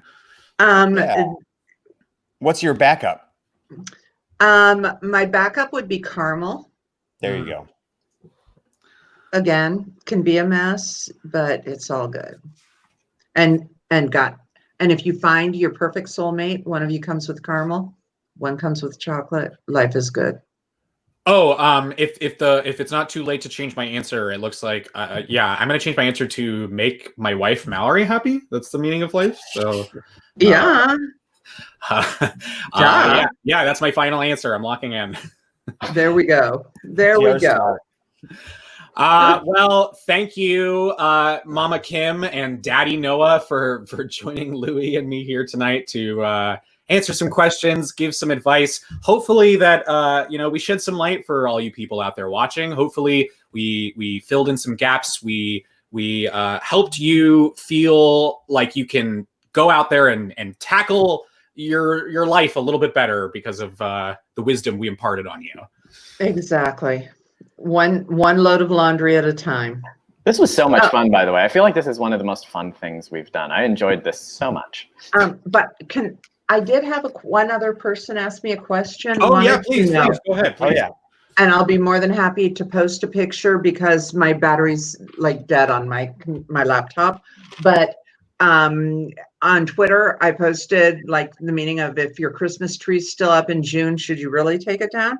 The reason for that is because in my bedroom in the corner, I have a Christmas tree up, and it's filled with lots and lots of ornaments. I did take the living room one down just because my parents got embarrassed when they came by, and they were the only ones here that I had a Christmas tree up still. But my one in my bedroom's been up for 3 years, so it's always and I leave it up. Always Christmas. Seriously, every day is Christmas. It's amazing. It's good to know that you're not a Scrooge, Kim. Would you? I'm not. Would you? If there was like a Christmas in July mini, would you play if everyone dressed up and had to get holly, or at least watch at the very least? I know you flirted the idea of retiring. Yes, I'm retired. So would I play? No, I would not play. But I would totally sit in my bedroom with the Christmas tree lights on, drinking hot cocoa and wearing a tacky sweater. I would do it in a heartbeat. I love Christmas. I love the holidays. Not necessarily Christmas, but I love the holidays. It's a great time of year. We'll have to make that happen. That Christmas mini, someone make it happen so that way Kim can get in a Christmas sweater and pretend like it's Christmas already. Noah, any final thoughts? Any other final bits of wisdom that you can think of that's rattling around in that brain of yours? What do you think? Well, I would just say that everybody should feel happy because you guys made it through another Monday, and that deserves a pat on your back because Mondays are hard. The weekend is over and you have to go back to work.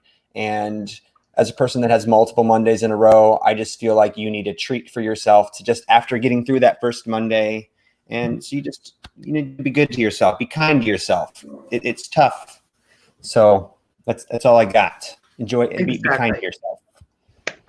Yay, Noah. Yeah. And Am I allowed to bring Yeah, up? please go ahead. So Something? Kim teased to us before we went live that she had something a little exciting. A little exclusive here on Podquester Mini exclusive. Kim, why don't you hit him with it? Absolutely. There is a private public mini. So it is a private mini, but it will go public coming up at the end of July, beginning either the 26th of July or the 2nd of August, whichever one opens up. And this is going to be, picture it this way. Picture The Masked Singer meets Sequester. So in other words, you don't know who's playing. As a viewer, as a player, you don't know who you're playing against, who you're aligning with, whose throat you want to cut, none of that. Chris from the International Mini and I have put this together. This will be the perfect mini for every player who has said, I'm scared to get on camera and play, or for every player that says, I'm always targeted early because I was on a reality show, because I've won before, because I get deep in it. So this will include things like, voice changers. So you will not even know who is playing. And it is going to be so much fun. But just to elevate that a little bit, I'll give you guys a heads up. Okay, there will be applications for it. It will be a little bit more expensive. It's going to be a $50 mini. And the reason for that is because every person will pick their own charity, something that means something to you. And from pre-jury on, every charity will get at least $25. So that extra $25 you pay is going to go to your charity. But once it hits jury, there's going to be a couple different rounds that our players will be able to get a huge advantage based on their fans and making donations to the charities, and then come down to the end, 10% goes to fourth place, 20% to third place, 30% to fourth place, or I'm sorry, fourth, third, second place would be 30%, and 40% of that would go to the winner. So depending on how generous the fans are feeling or how much passion they have for their charity, there could be some serious money raised. And I will give credit to Survivor Maryland, who did it on Saturday. They borrowed some of the Sequester comps, so I'm returning the favor and saying Survivor Maryland did a great job. They raised over $8,000 during the day in one day. Wow, awesome! If we could raise $1,000 or $1,500 in one mini to go to some amazing charities, then, and knowing that every charity is getting something, nobody's going to be left out in the cold.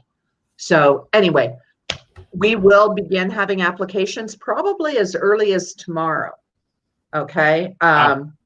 Chris is in the chat over here. So probably as early as tomorrow, we will open up applications, and it is going to be such a freaking amazing. Chris and I have been testing out the logistics all day, and it is going to be incredible. Audrey is 100% on board, and it's going to be pretty awesome. It's going to be really awesome, actually. And can we maybe find more info about it on your Twitter, perhaps, in the coming days? Absolutely. I will put in Twitter. I will link it. Chris will link it. We'll retweet it. I would encourage everybody to retweet. And in fact, part of the application is you need to designate your charity. We're not doing this for shits and giggles and profits and everything else. We all have something we love and that we're passionate about. And this is a way for each of us individually and collectively to give back to some great organizations, whether it's a camp, whether it's something that that helps with people with disabilities.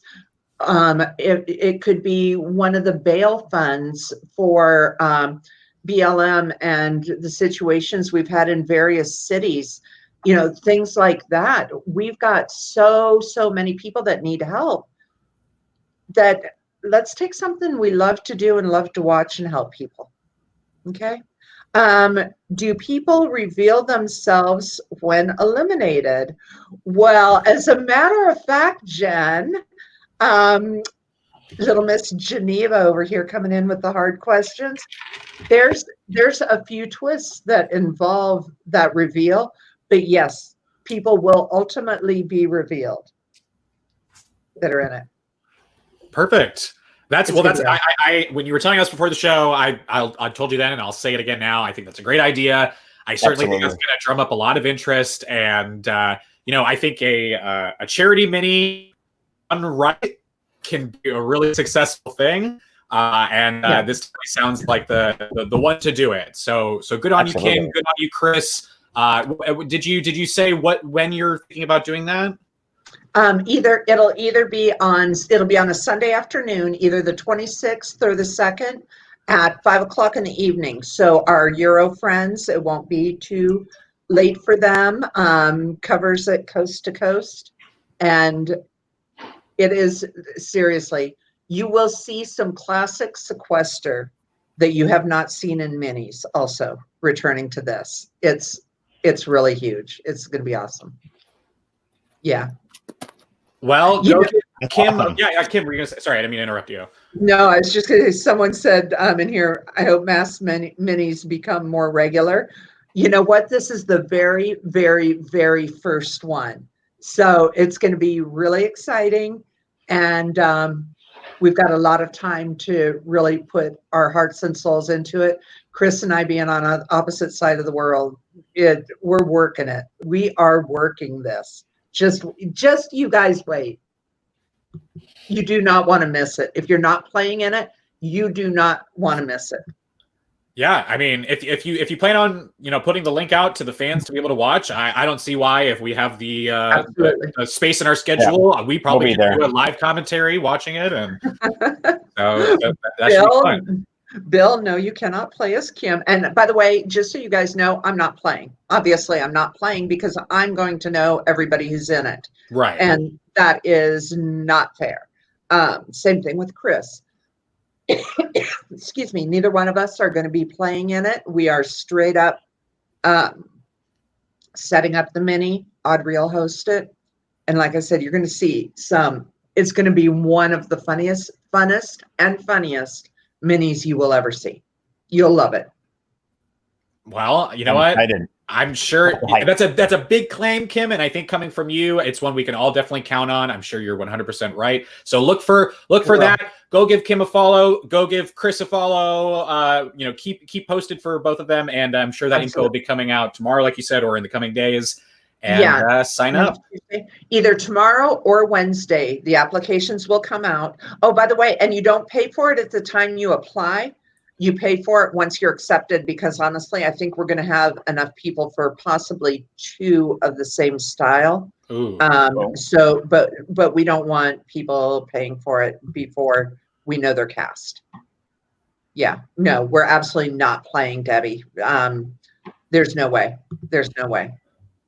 There's going to be too much shit going on. Oh my gosh, there's going to be so much stuff going on with this mini. We will be Audrey's right hands during the mini, because we've got to keep track of donations. Oh yeah.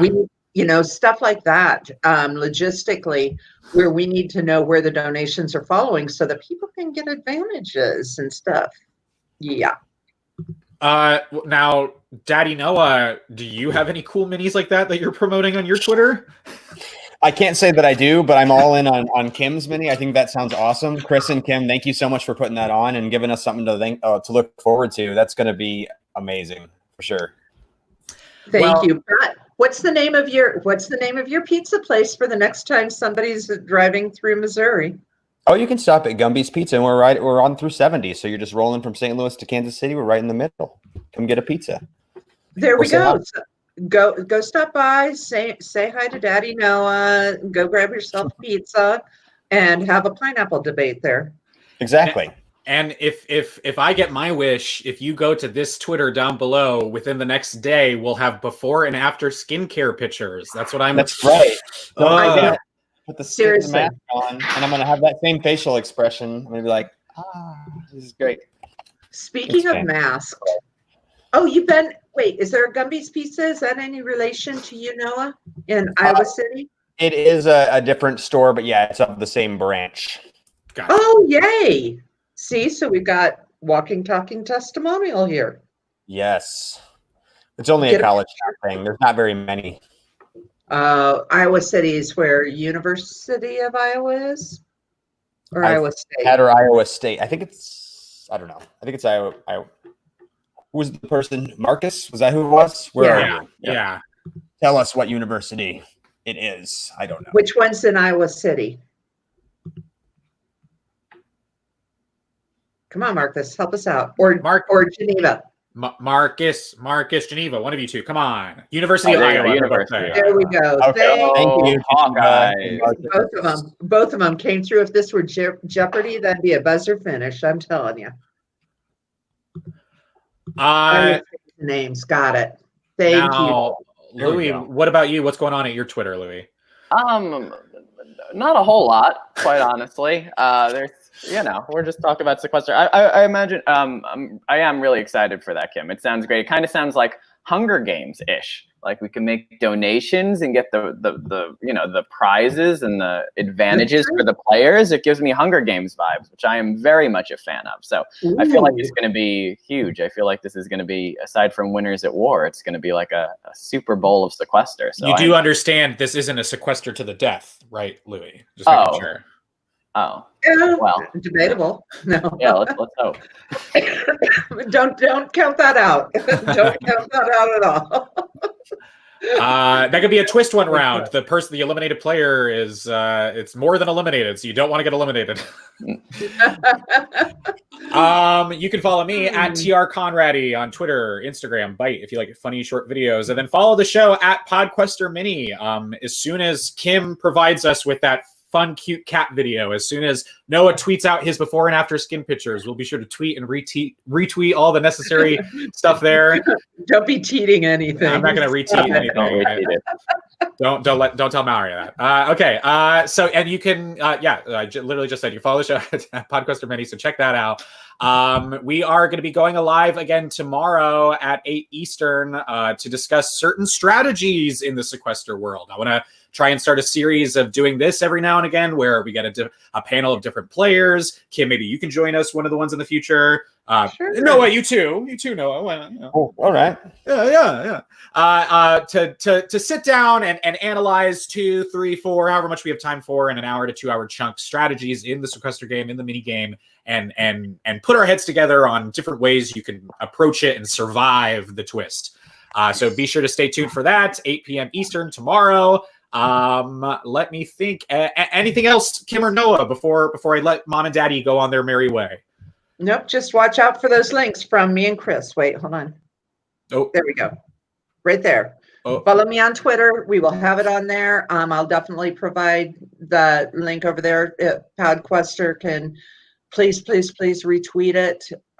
We would love to raise some great funds for some amazing causes. Yeah, so. Absolutely. Like I said, as long as I can't imagine if it's on, especially if it's on a Sunday night, like an off night where there's not a mini going on, or anything else going on, we'll be there. We'll be watching. We'll do a live commentary at the very least, an after show as well if we can squeeze that in too. Why not? Yeah, I have a feeling there'll be a lot of talking about this one. The hype is anything to expect. We're going to be talking about it a lot.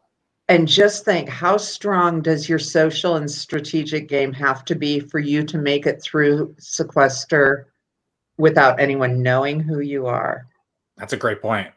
Ooh. I'm excited.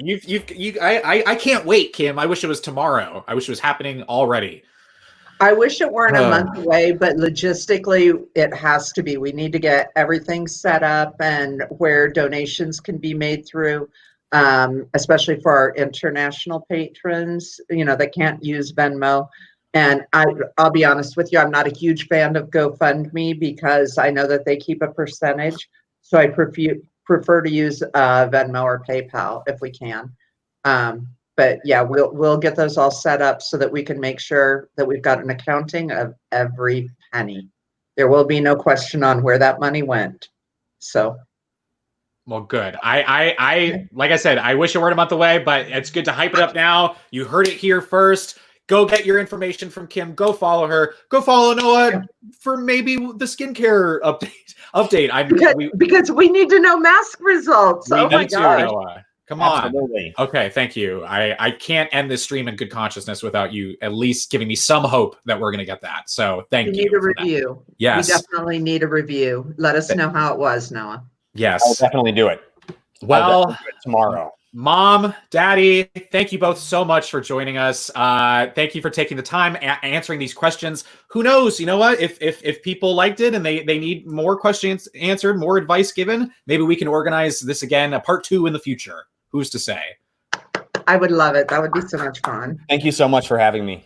Thank you, guys. I'm going to move you backstage while Louie and I wrap up. You're welcome to stay, head out, whatever. But thank you so very much. All right, great. Thank you, guys. Thank you, Kim. Thank you, Noah. Bye. Yeah. Well, Louie, it's just you and me now. That was just heartwarming. I feel like a better person now. I feel like I've grown so much in the last 2 hours. I feel like I learned a lot. And I guess now I have to try Miracle Whip. I have to try pineapple on pizza. That's just a shame that you haven't tried that in all your years. Well, I don't know. I don't know what to tell you. Do it right now. Get the delivery. Have you had dinner yet? I don't know why I'm racking my brain. I think I did eat before this. Yes. You can always eat again.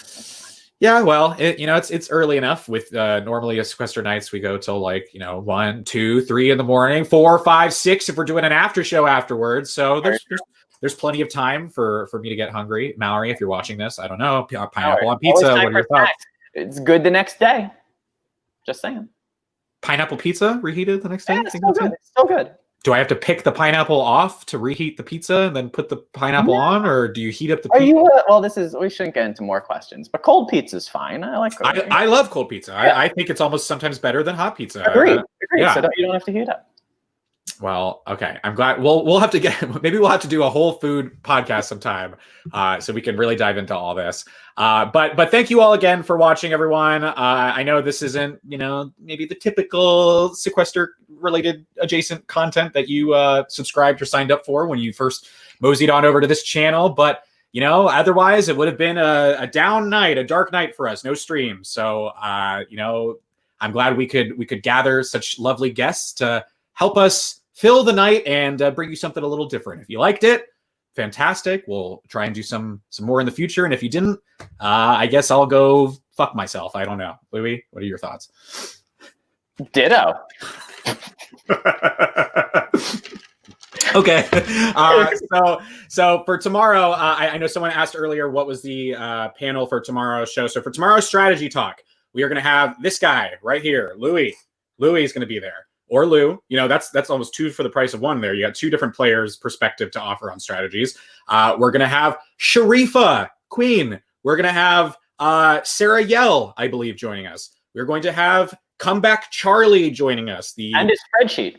And his spreadsheet that he loves touting so much. So we're finally going to put the spreadsheet where his mouth is and, pick his brain on some strategies here. I believe we also have 2-time mini winner who you've dubbed one of the greatest mini players ever, Jacob Jones, joining us. There you go. And rounding out the panel, if she feels well, we'll have our very own Susie Garcia joining us. I don't know what her status is. She's been under the weather a little bit. Get well, Susie. Get well, Susie. If you're watching this, I hope and I pray that you're going to be better the second this podcast hits end, because we want you back. We miss you. But if not, get better, and I'll be there to round out the paddle. Worst comes to worst. So anyway you slice it, we're going to have 6 people here tomorrow talking about these strategies, getting into it. If you have any specific strategies that you'd like to request that we talk about, you can let us know on Twitter or send us a DM, whatever you want to do, comment on the video.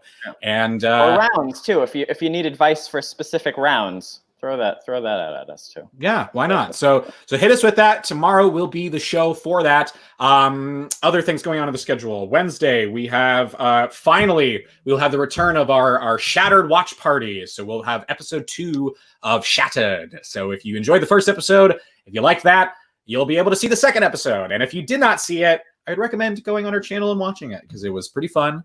And I'm looking forward to the second one. On Thursday, we'll be doing our next Big Brother Australia discussion. I believe we're going to have 4 episodes to talk about because we have the third one from last week we didn't talk about and the 3 from this one. So things have heated up, guys. No spoilers. No spoilers because I'm behind. I actually. Well, I'm gonna as soon as this wraps up. I'm gonna go watch the last one. Yeah. Probably same. So Mallory, if you're listening, queue up Big Brother. We'll have to watch the next couple episodes so we can catch up. And then Friday, we'll be back with a live commentary stream for the next Patron Mini.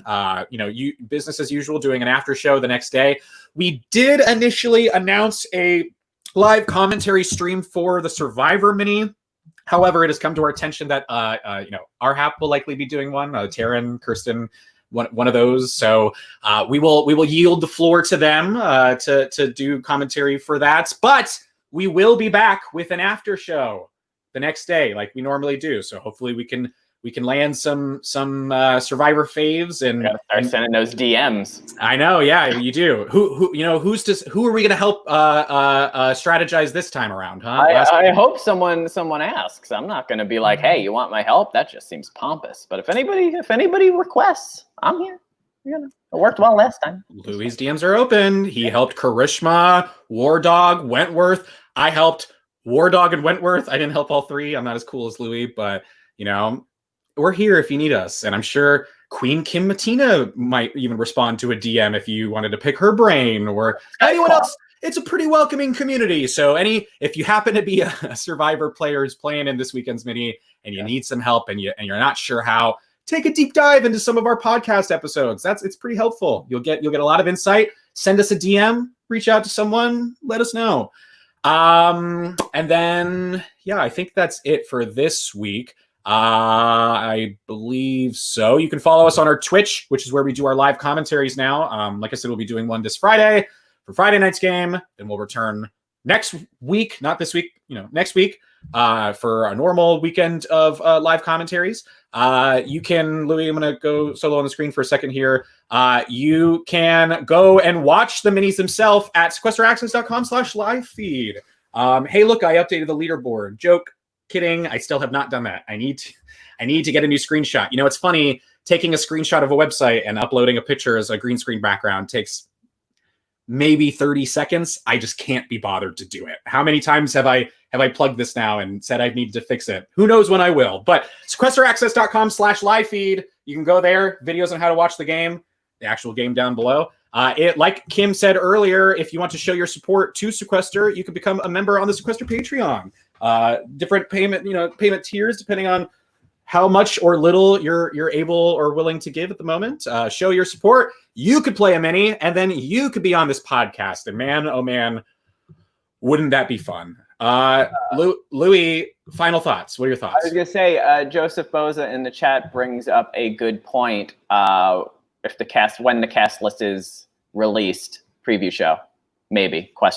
Talking about the contestants before Saturday. Yeah. We've had a couple of DMs asking us if we're doing drafts or whatever. Since the cast is not being announced as far in advance as last time, we won't have time to do necessarily, I don't think, like an in-depth draft. Maybe I'm wrong. It could happen. I don't know. We'll have to see.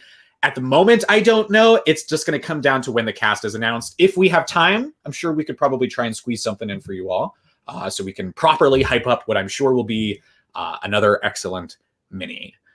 Louie, do you feel like you got all the advice you needed today? I know Absolutely. You said it was heartwarming. Yeah, but I feel like come a month from now, we'll need to do this again because I'll have more questions and I'll need help. That's the thing about life. It's always changing, always getting better or worse. So the world spins madly on. There you go, Louie. Beautifully said. Well, thank you once again to Mama Kim. Thank you to Daddy Noah. And thank you to all of you for watching, all of you who sent in questions, asked for advice. Thank you for supporting our silly little off-topic stream. we appreciate it. So we'll see you back here tomorrow at 8 p.m. Eastern with our panel talking strategy in the Sequester game. So we'll be back on topic for those of you who like it when we stay on topic. Until then, we'll see you later. Bye.